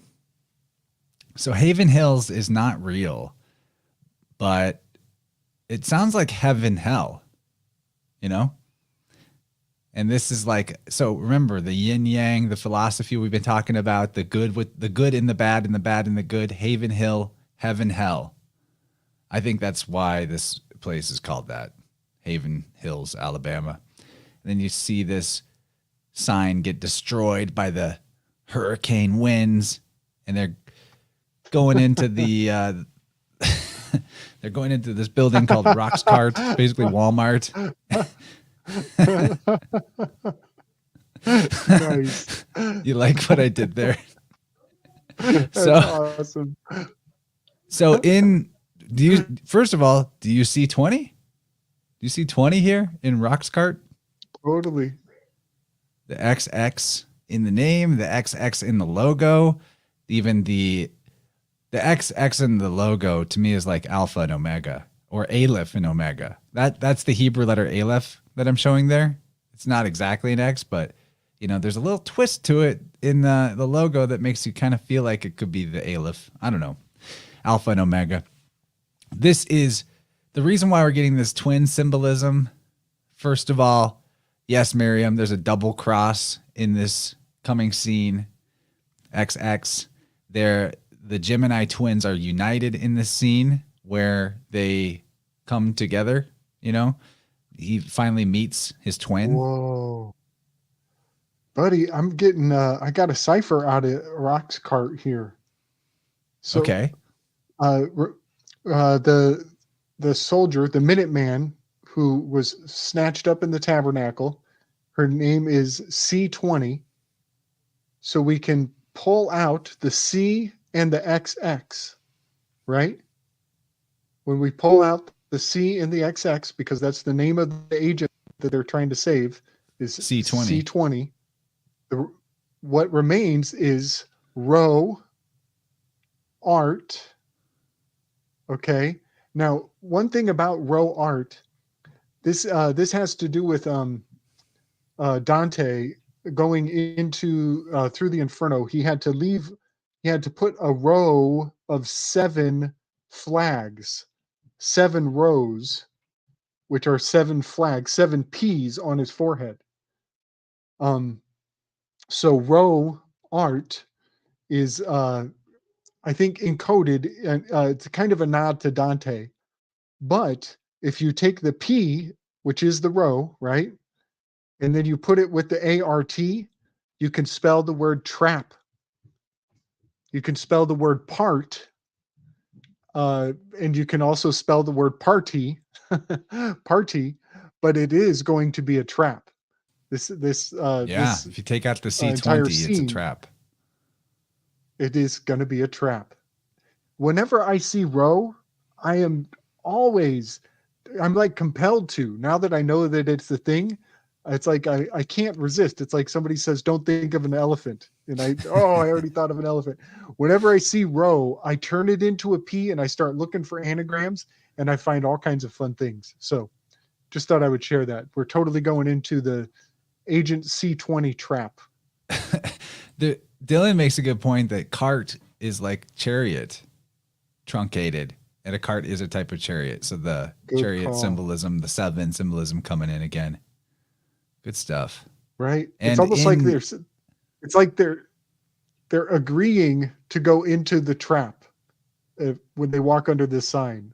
It's totally what I see. There's a lot of layers to this. We're going to have to talk about this one.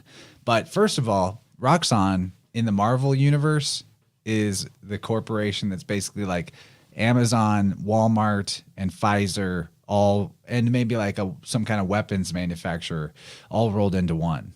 It's the big evil mega corporation of the Marvel universe. Yeah. And you know what, Chance? Is there any chance? Can you pull up the only thing I sent you today on our personal telly? Because Sure, this is buddy. the only one I made a graphic for. You're allowed to have at least, you can have one at least. This one is it's so I don't know, it just calls out for many layers of interpretation. Yeah, and it's got well, the there's a lot of 3D, reasons for it too. There's this moment in the show is extremely charged. Like the whole episode's been building up to this moment. When you're in the parking lot going towards the building, the music is like boom, boom, boom, boom, boom. And it's like, it's designed to like cause a physiological reaction in you. You know, like the tension and the excitement gets like, whoo, big time. And I think Totally. it's the feeling that this scene going in here generates is like the masculine and feminine poles coming together closer, and you feel like all of a sudden there's like, whoa, there's a lot of electricity right now, and there's lightning in the air, storming. It's definitely that as well. Excellent. Excellent. Yes. I love how, now that we're paying more attention to the musical impact, we can, we get much more enrichment from the experience. I'm learning about how horns are an initiation. It's the call to the hunt. Um, but also Cleo is the muse of history, and she is depicted. Her name means glory. Oh, and so But that's she why was, before and Loki also is initiated into the TVA, you see the guy with horns. with horns. Isn't that He's something initiated. right? So yeah, so now horns also imply the glory. It implies the story. It implies that we're going to sing your praises after you're gone. It's so fascinating. So yeah, this is you were saying the amalgam of many corporations. Well, what I've done is I've put BlackRock, State Street, and Vanguard together. All of their logos come together and they form this shape right here, this amalgamation of the three major corporations, which is the Colossus statue. And the Colossus statue, the legend is that Colossus was mounted over the harbor of the basically the Strait of Gibraltar, and that ships had to sail between his legs. And so he's holding his toga or his whatever to one side so that you can fit your ship between his under his crotch, while he's also holding a burner or a lamp above his head.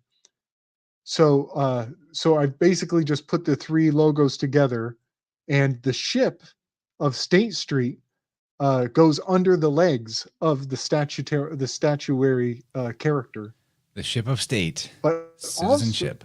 yeah, it's the citizenship. So yeah, I just thought I'd put that together because that's what came to mind when I saw Rock's cart. It is definitely that a big Yeah, amalgamation. right. The Yep. And also 37-degree parallel is where uh, is the center line of my territories map. But it also is a very significant number, the 37, to so many things, so many things. So it becomes a touchstone and an altar in and of its own right.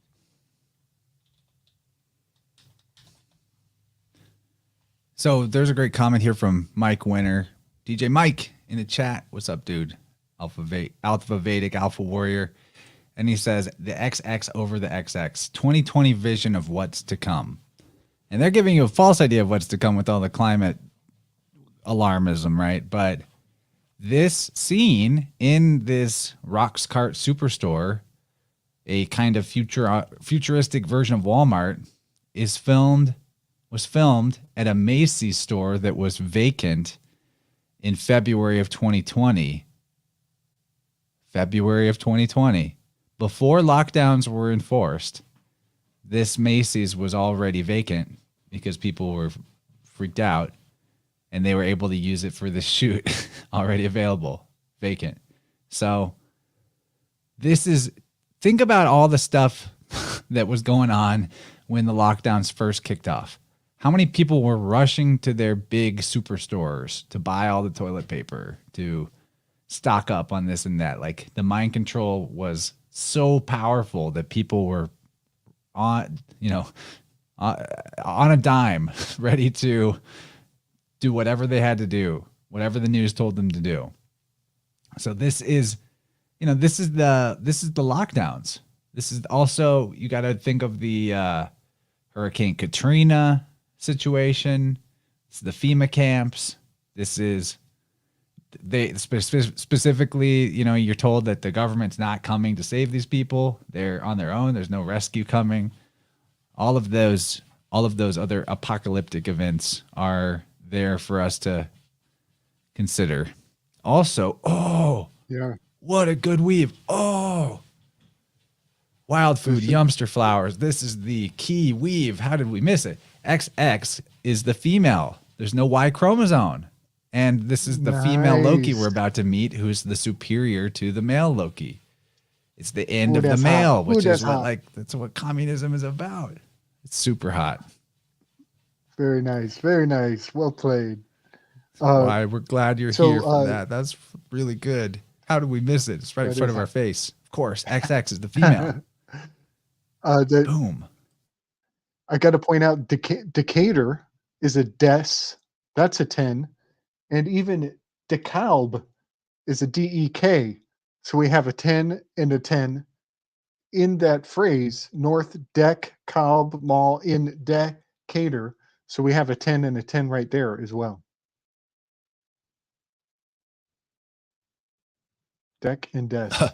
Zarelaf says women are the double cross. And that's the biblical story, isn't it? That Eve was the traitor, in a sense. The cause of the downfall.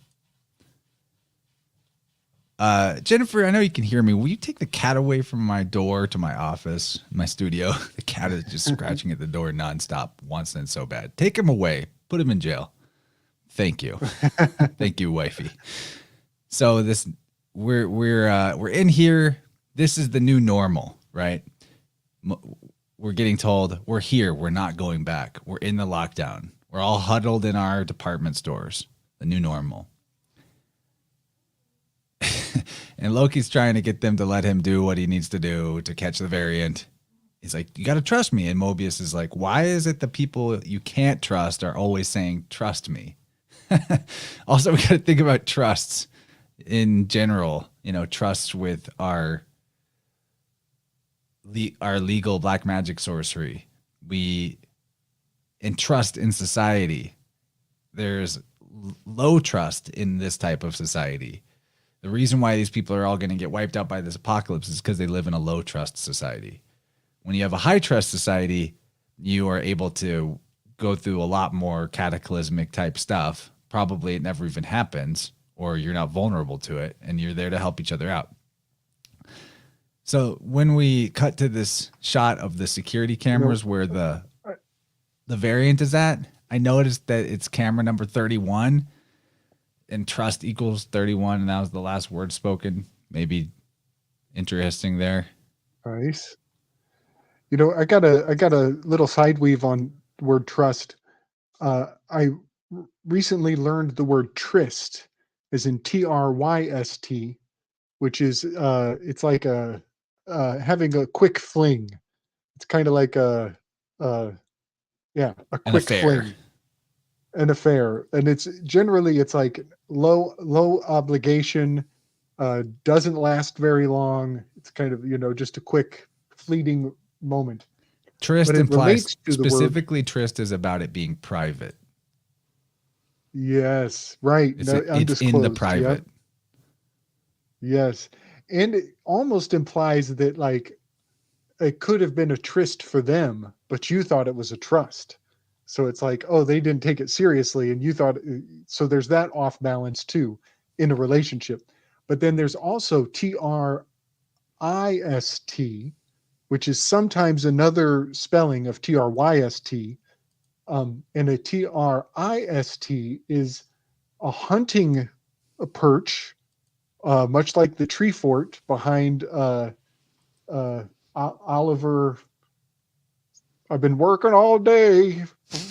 the redhead Oliver guy, he had a tree fort behind him. Well, that is a tryst, TRIST, but it is also a trust, like literally the trust that the government has. So these words, they're so philologically close that it makes you think that the government is actually having a TRIST and a TRYST while you thought it was a TRUST.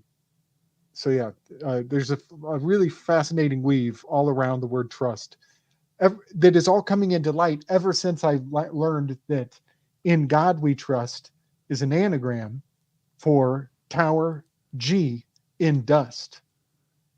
You know, it's funny Tower is 7 in in dust. I just looked it up, and in Norwegian, trist means cheerless and gloomy. That's basically Oliver Anthony. Right, right. Yes. And that's Melpomene is the muse of tragedy, which is totally kind of what confirmed what I was looking for when I started that. Because I think money, tryst is good to bring up though, because the tryst is a agreement between an agreement to meet, and it's often like a private rendezvous between lovers. So you got the private, and it's an agreement to meet, or an right? appointed meeting or meeting Yes. place. And this is where Sylvie and Loki are, they have an appointment to meet, and there's like a love tension that happens between them as well. So Yeah. trust Yeah. and tryst is definitely in the mix. It's a good weave, dude. Yeah, buddy. And there's something about money. It draws out your private into the public. It shows your hand. It shows your intentions. It bears your inner desires. It really tells a lot about you. It's fascinating what money serves as a kind of a window to the soul in a different way than we think of it, because it's for all transactions, private and public. And right there on the money, it is opening the window to see into your private intentions, or your private desires, your private fidelity is drawn out through money in a strange way. So yeah,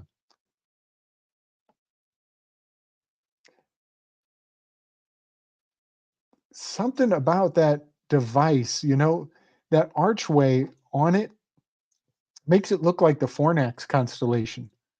The Fornax has a symbol that is just like a simple block with an archway that is where you put the wood into the furnace. But there is a Fornax implication to that half circle of these devices.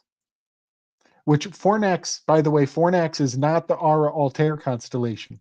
I'm a little perplexed by this. I haven't come to terms. I haven't sat with this until I'm comfortable with the fact that they're using a Fornax constellation where I would prefer to see the Ara Altair constellation, but I'm just splitting my own hairs.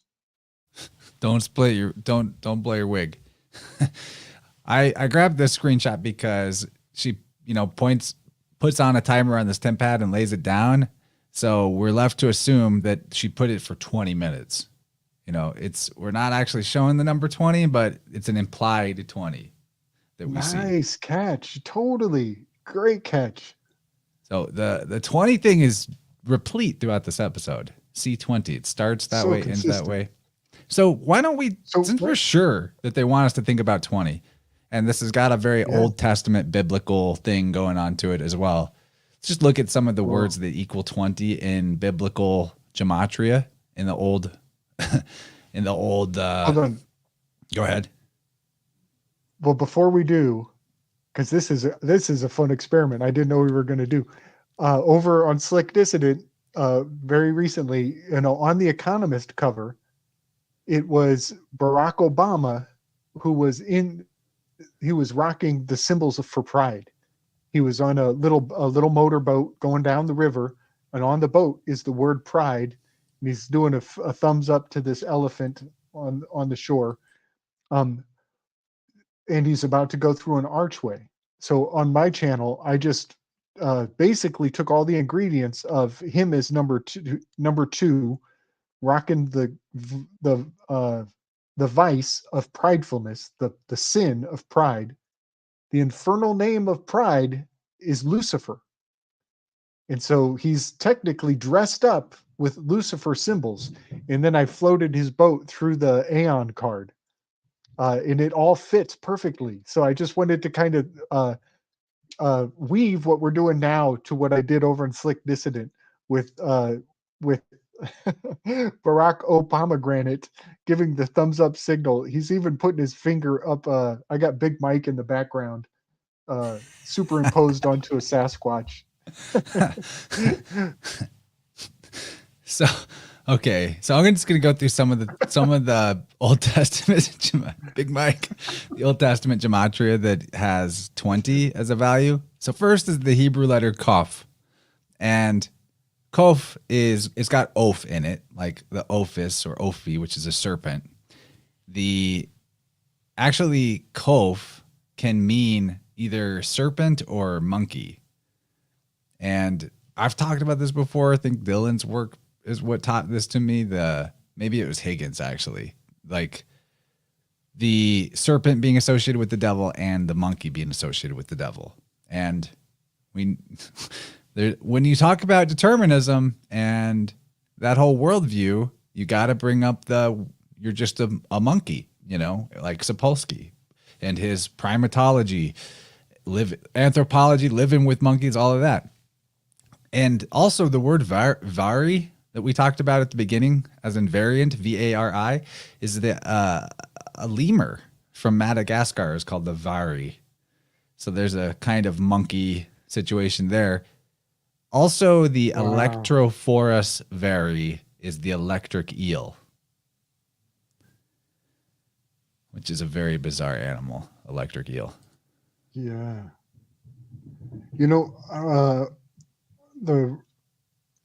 The Rivas thing that makes me think of Renslayer, because of her name. Oh man. Oh, but I wanted to say that the thing about Bob's your uncle and your mom's mom 5 billion years ago might have been a monkey. That whole spell is so fascinating. I just want to point out how it is a rhyme to anybody who claims to know who your parents were somehow get any power over you whatsoever. And it's at such a level of desperation that people, these determinists, they're satisfied with knowing who your mother's mother was to the power of 10. That sliver of a fraction of implication that they might be able to predict your decisions is enough that they can tell you that you're going to pick up this pin and wave it around in my face and tell me determinism is baloney. But I just wanted to point out that the foot in the door that science is trying to gain is knowledge of your elders, is knowledge over who, and it's not your parents, Ancestry.com. It's not your immediate elders. It's ancestry that's so far long ago that's enough for them to have a claim over your free will now. That's the level of a sliver of influence that they're taking that fraction and trying to take it a mile. So I just wanted to kind of put that in the light that the knowing of who you are and where you came from, that is sustained, it's preserved in Greek tradition. In the Greek epics, if you're not just getting the attention of this person, you're actually speaking to their soul and their ancestors that came before them when you call them their name plus their parents' names as well. So sometimes you'll just be like Achilles, son of Apollo or whatever. I forget the name. It's actually but you would say just the father's name as well. But then if you wanted to really grip them by their soul, you would also include their mother's family lineage also. So there's like different layers of how compelling you are when you attach your words to a person. And that is to know their ancestors. So I just wanted to put all that on the weave when the determinists are like, yeah, well, I know your mother's uncle was a Reese's macaque, maybe, slim minor chance, and now you got to listen to what I say. So yeah, hide your kids, hide your wife. I had a tuning earlier this week, and this person didn't seem like particularly triggered or upset, or like, they didn't even bring it up about recent world events, but they he was his father was an exile from Palestine that had to go somewhere else, and he was raised in a different Western country. And at the level of this dude's heart chakra, outside of his heart chakra, was the biggest, hugest. I actually thought it was like a specific ancestor at first, but as I probed into it, I was like, no, this is the collective aggression and anger of an entire paternal line going back many generations, all collected and all kept external to his field, because like there was this belief of indifference. Like, what's the point of being angry about it? It's not going to change anything. So with permission, I like merged this Kamehameha of ancestral rage back into his energy field. And the way he described how it felt, he was saying that, and we're not even on camera, you know, he doesn't know like what I'm doing precisely. He just know, I brought it up that it's there, and I'm going to move it in. And what I was aware of as the threshold of his energy field, when I crossed the threshold of his energy field with this ball of this ancestral anger, he piped up from the call, just audio, no video. And he said that he all of a sudden felt this electricity up and down his entire body. And I was like, yeah, it's your ancestors, man. You're taking it back, taking it in. And not to just be pointlessly angry, but just to reclaim that power for anything that you might want to be assertive about or do good in the world. And the individual who I'm talking about, I don't feel comfortable to say who it is, but he's somebody very, very heroic and, out there making a difference for a lot of people with his message and in terms of like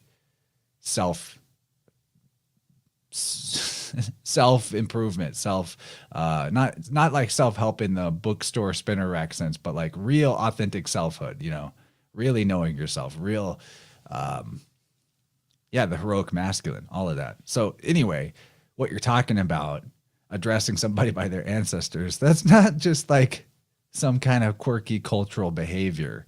It's something we've totally lost track of, that there's a huge reservoir of available energy that we could either be connected to and flow with or separate from.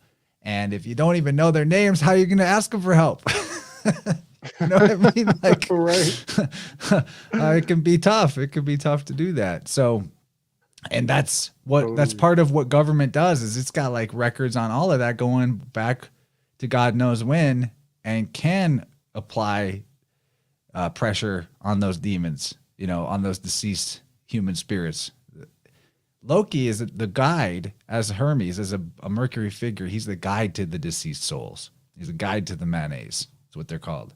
So it's very appropriate to bring that up into the mix, and that the timekeepers know the beginning of time. They know where you're from. They know where you came from, but you don't know. And that's neat. That you don't need to know. You just need to focus on your job. You just need to focus on your slavery. All of that's super important, man. Glad you brought that up. Now, we've all had a chance to look at this whole list of words that equal 20 in the Old Testament, but you did bring up the horn and like the battle cry or the battle horn. And one of the meanings is battle shout, which is kind of a similar meaning. There's fluid, dye, there's ink, there's a lot of words that equal 20. It's very interesting. Brotherhood, and he's been initiated into this brotherhood of the TVA. There's to thrust. There's all that in the fight scene at the beginning of the episode, a lot of thrusting of pointy objects into people to kill them. There's the idea of division, cutting, the cut, C to the T. Even that shin word, if you look at shin as the mutable S to T sound, can be either S, S-H, T, T-H, then you can get the idea of cut out of shin, out of all of its mutability, the cut. And we're talking about, at the end of the day, like the biggest theme of this episode is the placenta, casserole, the cutting of your timeline, your sacred timeline being cut away. and reclaiming that ancestral connection that is within the energy of that placenta and the guardian spirit of that particular life form. All of that's in the mix. Oh, do you want to say something? Or can I move forward?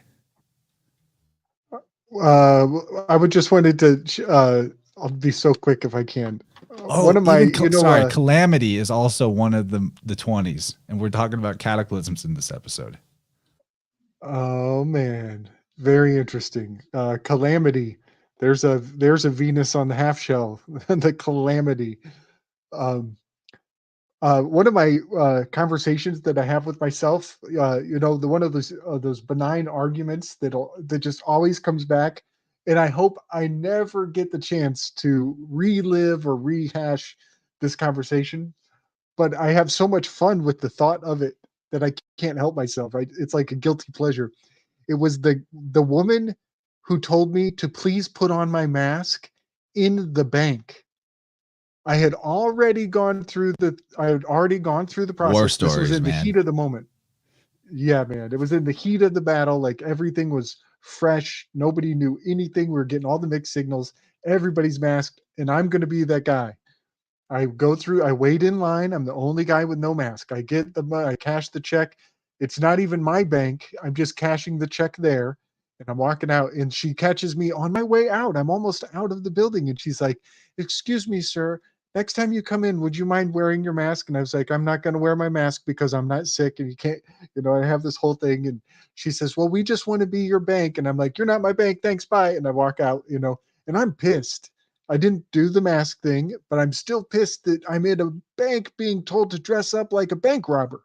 Like, don't these people see how completely it's all fresh on my mind? Well, to this day, I hope that somebody will ask me to wear a mask again, because my answer is going to be, are your parents alive? Are your parents still alive? Can you call them on the phone right now? I'd be happy to wear a mask, but I got to have a conversation with your fucking parents.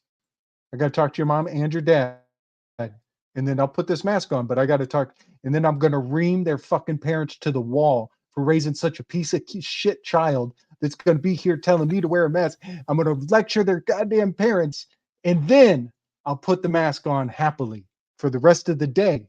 But first, I got to talk to your parents who did such a goddamn bad job of raising you. And then we can have a contract. Yeah. That's my internal monologue to the lady at the bank. Yeah, but dude, 2020, I mean, remember, this 20 is about division. That's one of the meanings here. And that was such a divisive thing. Would we have had that type of righteous rage and indignation against random people out in the street if they were telling us to mask up? If the calamity hadn't been brought into existence? Something to think about. I mean, we know that we wouldn't actually. Well, I've been practicing the speech, so I'm ready for the next round. I lived in a totally based place where nobody cared that I didn't ever wear it. They had the mandates were out there and people wore them, but I didn't have to. But this whole scene of being in the super Walmart, right? That's where everybody flocked when it was the apocalypse. Everyone ran to Walmart. That's so strange. And here Loki is with B-15. He's gone off to the back looking for the variant, and he runs into this guy skulking around suspiciously, and he says he's shopping for plants. And I just couldn't help it. I was like, well, plants is also 20. Why not? Let's point that out. Then the variant takes over B-15 and turns to Loki and says, "So you're the fool the TVA brought in to hunt me down." And Loki's a 12. The fool is a 12, or fool and Loki equal in gematria. He's definitely the fool of this series, quite obviously. Nice. The guy who's shopping for plants, he's shopping for azazels, or Or is it Oh, Azalea? azaleas. That's But it. Azazel is the angel of Azaleas. death. It Azazel is is the the yep, angel of death. Azazel. Totally. And Azazel was in the movie that Denzel Washington did called The Fallen. And Azazel was specifically the demon he was dealing with, who was transferred through touch in that film. And so we have a bit of a consistency here with Azazel and the Azalea sale. Half Oh, off of azaleas. and and Uh-huh. the whole virus contagion bullshit mythology is that like don't touch me 6 feet apart. Exactly. And what were they Exactly. telling you? Like, hey, there's a new variant.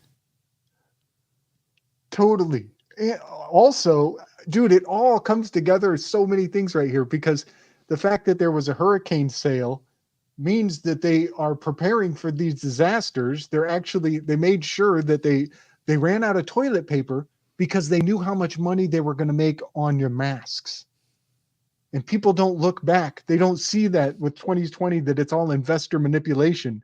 That they hold on, I have it written down. They literally have a maxim that's called oh,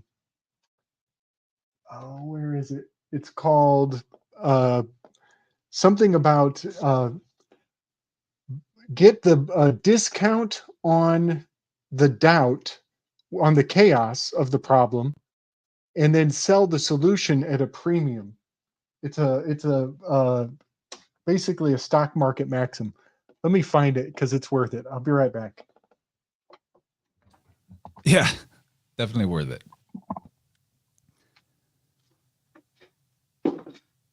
The plant sale, man.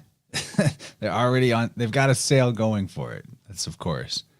And that's the last thing probably people like there's an irony to this as well that while the masses are buying their toilet paper and they're stocking up on their emergency rations and stuff, the wise were buying plants. The wise were investing in Right. plants. Like she's the wise one. She's the superior Loki. She's around the plants. And that's what you go for when that's like, think of the all of the people that that got into farming and homesteading around 2020 and now they're crushing it life. That's a huge thing to Totally. keep in mind is that like that's what the wise one is doing, going for the plants big time. Did you find your little Also, notes? yeah.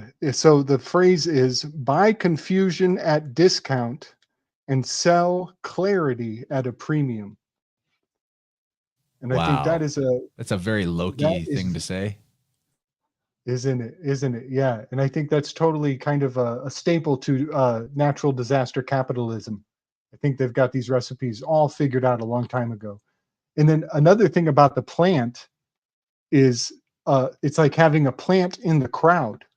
So if you're going up to do a speech, you actually want somebody to say something that sounds contrarian at the exact moment that you told them to, so you could look like Johnny on the spot. So you have something quippy to retort to put Controlled them in their opposition. place. Yes, yep. So that's called the Delphi technique. Is when they put seeds and plants in the crowd and eliminate the resistance, and they come to a pre-established conclusion. So yeah, having the plants, because as the scene blocks out, they're literally walking through the store, and there's other people in the store shopping who serve as a plant for the Azazel spirit to get pass off through the crowd. It's so many metaphors layered in, uh, within layers within layers within metaphors within metaphors. It's pretty profound. This is why we're doing this. That's why we're covering this show. And hopefully it also gives people maybe it's like some training on, not saying that we're experts or anything, but it's training on how to decipher symbolism in film or just symbolism in general, some symbolic literacy. As the great Michael Tessarion says, symbolic literacy is psychic self-defense. So this is the moment where the twins meet. They both they mirror each other with their sort of nasty smile they give each other. And the next shot after the twins finally meet is a baby crying. You meet your twin when you're born. Your placenta comes out with you when you're born, and you cry. Next shot, baby crying. And there's guys in this shot with red vests. Not orange, Totally. like you would think a caution vest would be. They're red. They're definitely red. It's the red covering. It's the sacred timeline, the sac red.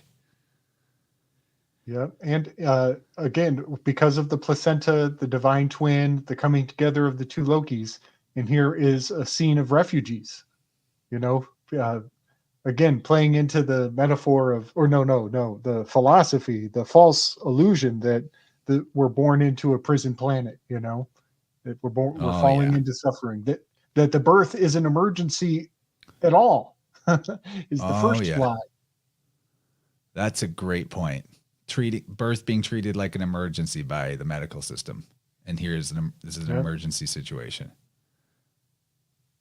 Yeah, really good point. That's another one that kind of came and went on our watch. These changes to language happened in our lifetime, and I think it's kind of a blessing to be able to call things back to the way they were when we got here. And that is, like, an emergency is not prolonged. An emergency is immediate. It's only in the now. It does not go on for years and years, such that a president can sign off and we're still in an emergency from something that is no longer emergent. We're no longer in the event. That's a lie. An emergency can't be continuous. It's only momentary. It's fleeting by definition. And then the investigators here, they find C20. And when we finally catch up to C20, right in the midst of all this chaos, the psyop, she's saying, Israel, Israel, Israel, Israel. I mean, it's real. It's real. It's real. I mean, it's so on the nose. It's ridiculous. We've been chasing C20 the whole time, 2020, and it's real, Israel, Israel, over and over and over again. And that doesn't attach to anything in the film. It doesn't attach to anything in the film. She's not talking about anything from the fictional cinematic experience. She's feeding the narrative that's going to go forward politically. Yeah. There is foreshadowing to a reason why she's saying that in the context of the show, but up to this point, and it's multi-layered. I'll just say, it's saying more than one thing. It's not just saying it's real; it's saying Israel. That's for sure. Oh, and she's by a paper shredder, so her mind is shredded, right? It's like she's wiped. We can't over more next to the even next to the cabinet. Nope. Oh, I was pointing out the envelopes. That's the logo for the company. Yeah, envelopes too. Right. Envelopes. That's the XX logo. And envelopes totally. Envelope is a placenta metaphor. Or could be. Yep. Maybe I get a little placenta crazy at this point. So after after we get that scene, now we go back to the twins encountering each other. She's still talking to him through a proxy. She's she's relieved that she sees that he's inferior to her. There's it makes me think of how relief and belief are both have that LIEF, which leaf, it means love.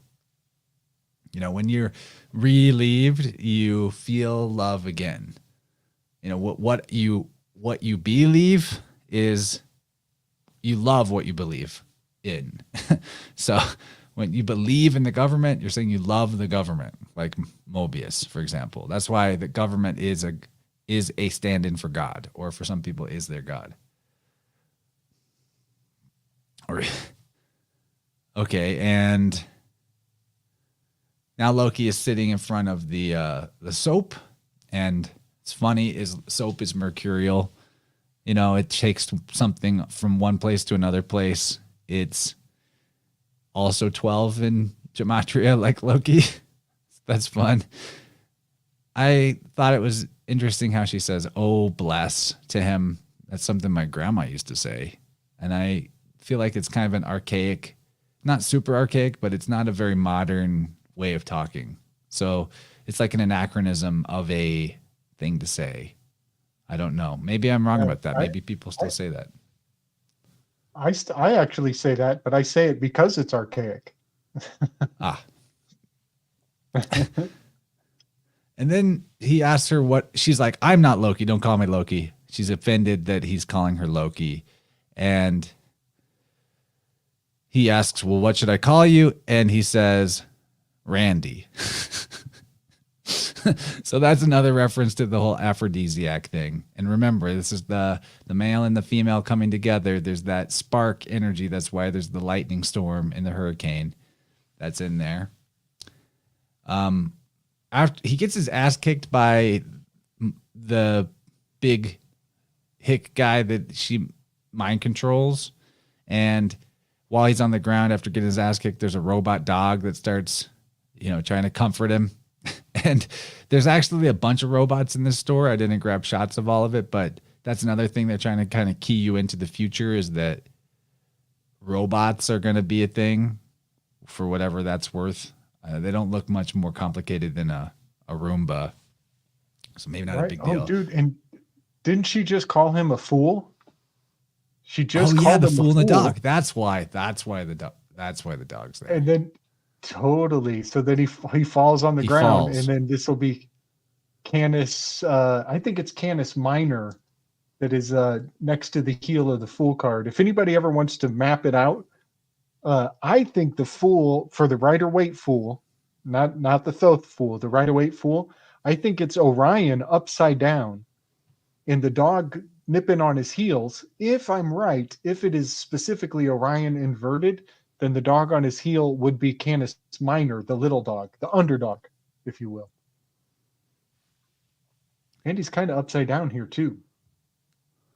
Dylan says his experience on sets is that actors and crews are usually oblivious to the subtle symbolism, but it is there. I see it's there.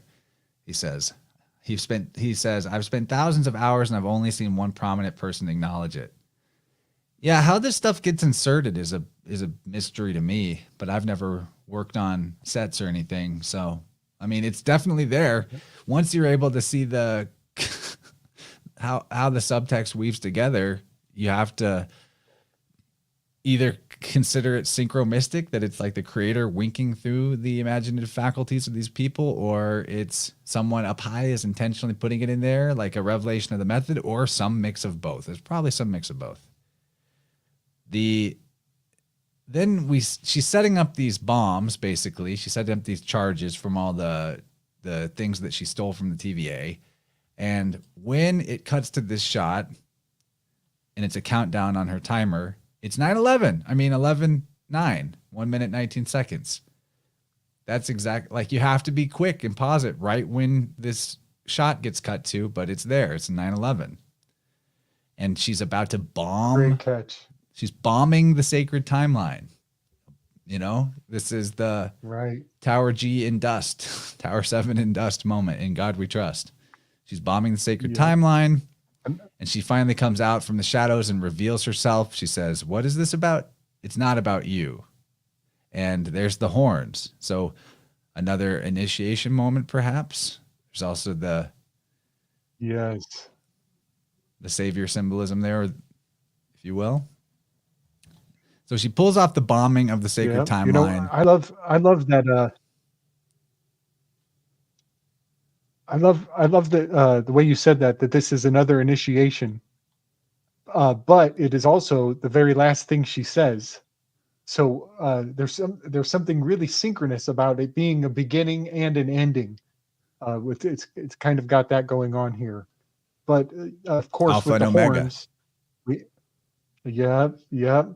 and I think we're kind of going. We have the Taurus. We kind of started in Taurus. but now we've shifted a bit into the twins of the Gemini aspect, where Mercury meets Mercury, Loki meets Loki. Definitely an evolution. But the thing about this quote where she says it's not about you, that's hitting a chord for me where I am mentally right now. And that's like a dagger in the heart of the Enneagram 4, the individualist. Right. I'm seeing a jump from the 4 and the 5, where Venus and Mercury kind of come together. But the thing about it's not about you, I'm realizing this is for me. Like if I were to take this to my heart, I'm readdressing Immanuel Kant. I think she's probably a 5 on the Enneagram. I think we're seeing a 4 to a 5 where they're coming together for sure. Immanuel Kant is the Hierophant in a million different ways. Nietzsche called him the Chinaman of Königsberg. And the Hierophant of the Thoth deck is definitely like an Asian version of a Hierophant compared to the Rider-Waite. They definitely made it more Asian, more Eastern. So Immanuel Kant, to me, is the epitome of the Hierophant, the epitome of an observer number 5 personality type. But the Immanuel Kant, the moral imperative that he puts forward is no longer about you. Essentially he takes the golden rule, do unto others what you would have done unto yourself, and then he hyperbolizes it so that it's beyond what you would do, in such that it is that you would expect the entire world to behave the way that you should behave. And therefore that micro to macro jump means that being a good person is no longer about you. It's no longer what you would do or have others do unto you. It's what you would have the whole world do unto the whole world.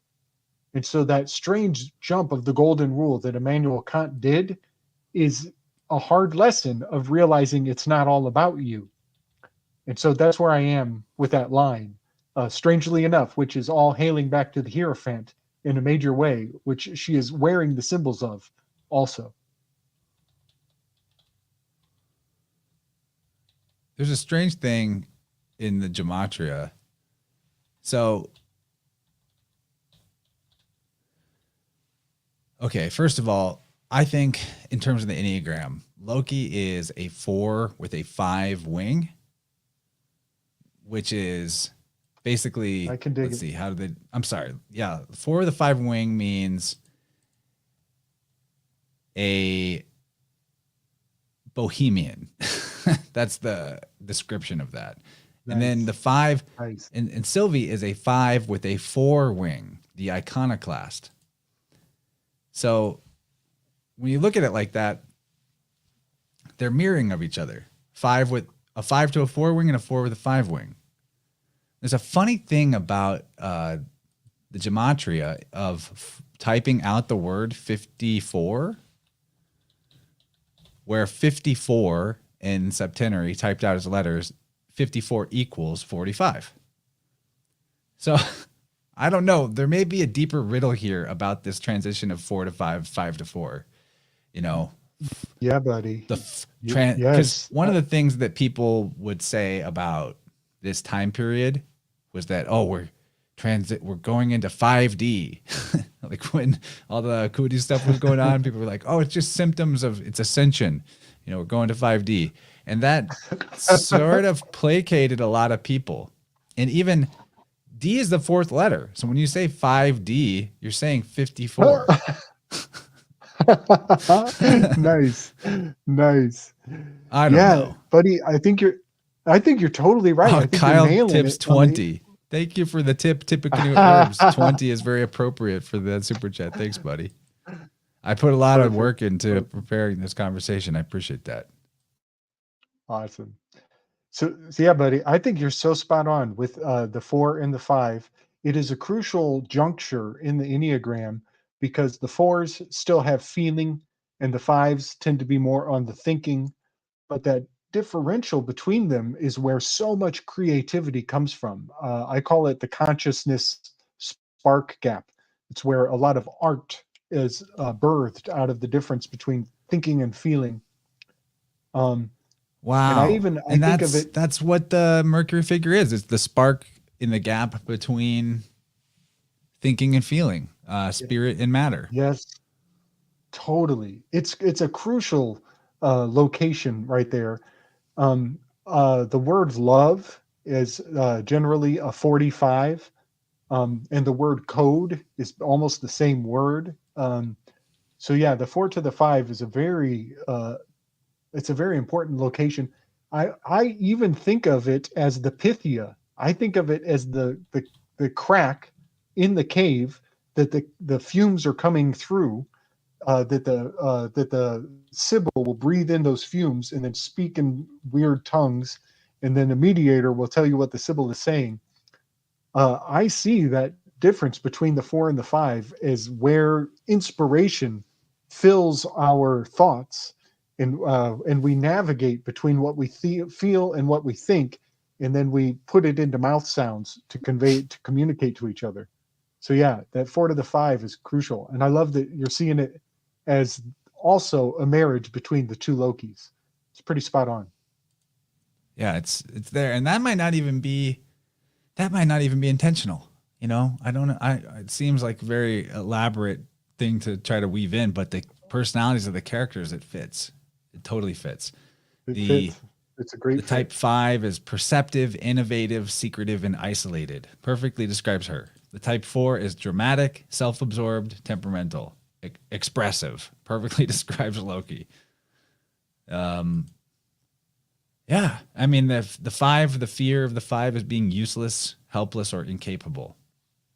That would totally describe her fear, because that's what we'll find out more about her character. So let's think about that more when we continue this series. But after she bombs the sacred timeline, we're wrapping up here, and the branches start splitting off, and I'm just like, this is what I see. That's what I see with the sacred timeline being branched. It's an image of a placenta and all of the branching blood vessels in it. And of course, after the sacred timeline is bombed, the next shot is the whole store is covered in a red light. So when the twins finally meet, boom, the explosion goes off, if you will, you know, the orgasmic moment, the little death, the destruction, and the creation, something new. And everything is bathed in this red light. It's the sacred timeline. Sac means covering. So this is the sac red. This is the sac red. Everything's red. Sac red. That's exactly what's up, buddy. You nailed it. And she goes through her little time door monolith, waves goodbye to him, and he follows her through. Mobius sees him leave, ditching the TVA, which is a double cross XX C20. Yeah, man. Yep. Now, one thing that's fascinating, if we're mapping this on the Enneagram, the 4 has come to the 5. So there's a communing or a resolution. And the progression from there, moving into the 6th position, is really something else, because the 6, it's kind of like a booby trap. It's like I call it the siege perilous, and that is it's the seat for the new initiate to come and be tested to see if they have enough worth or value to sit at the council of the rest. So it's just fascinating that the 4 and the 5 meet, and then he chooses to join her going through the monolith, the golden doorway, because the next step on in the seating order of the Enneagram is the siege perilous, and he agrees to take on the challenge. Is kind of what happens. And so for that to be XX is really fascinating, because that's a OF, it's a seat number 6. Yeah, it's strangely poetic from my lens. Oh, and one more thing, Chance. You know they keep changing the signs that's hanging up in the store. Like in one scene, he's like, yeah, he's underneath a sign that says I think computers, but then they flip the camera around from behind him. Yeah, like here they've got small appliances. This is the one that really stuck out to And me. it Pain relief was pain relief. Yeah. and I think they're like, toiletries.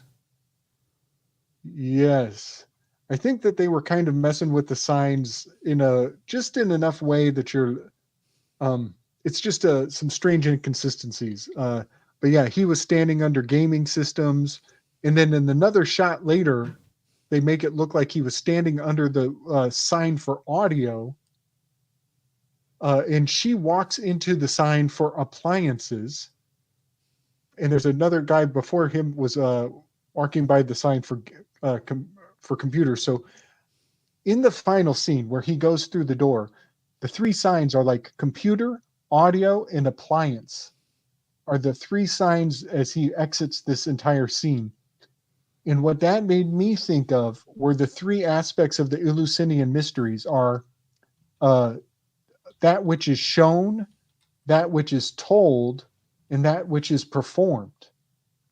And sometimes you're being told one thing, shown something completely different, and then their actions is a third thing entirely. And so I think it's very important to always be aware that we presume that we're going to see what we were told. We presume that we're seeing the execution of a contract, when in fact what is actually being done is not what we were told was being done. And so I think that these are three important aspects of just always being aware of when you might be getting pissed on and told it's raining. Well, sometimes you might actually be getting shit on, and somebody's asking you how the rain tastes. So these aspects of the Eleusinian mysteries, I find them to be often being manipulated or confounded in cinematic expression in fascinating ways that make us question our own ability to gauge reality, that which is said, what is done, and what is shown.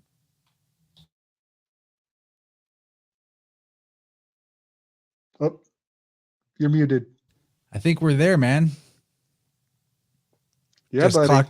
clock just ticked over to 4 hours. That was my goal, is to maybe be under 4. I'm feeling good about this. I love it. Great weaves in the chat. Thanks everybody. I really enjoy this. I want to do more of it. So we'll find the time to slot these in as we can and as the inspiration strikes. But hope you guys are all having a great night out there, and thanks for tuning in. Those of you that stuck this out the whole stream or came and caught the replay, you're very graciously welcomed to add to our thoughts and drop your weaves into our Telegram chat. We'd love to know.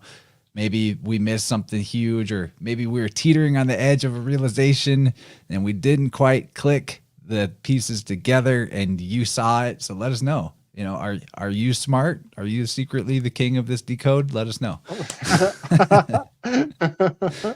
And thanks everyone for being here. You guys really did make the chat like really fun. Loved it. We'll do it again. Gabe, you're the man. Tell them where they can donate to you. Oh yeah, come on over to Slick Dissident. I got my Cash App down below on the YouTube channel. Come give me some. All right. Merry Christmas to all, and to all a good night. Much love, y'all.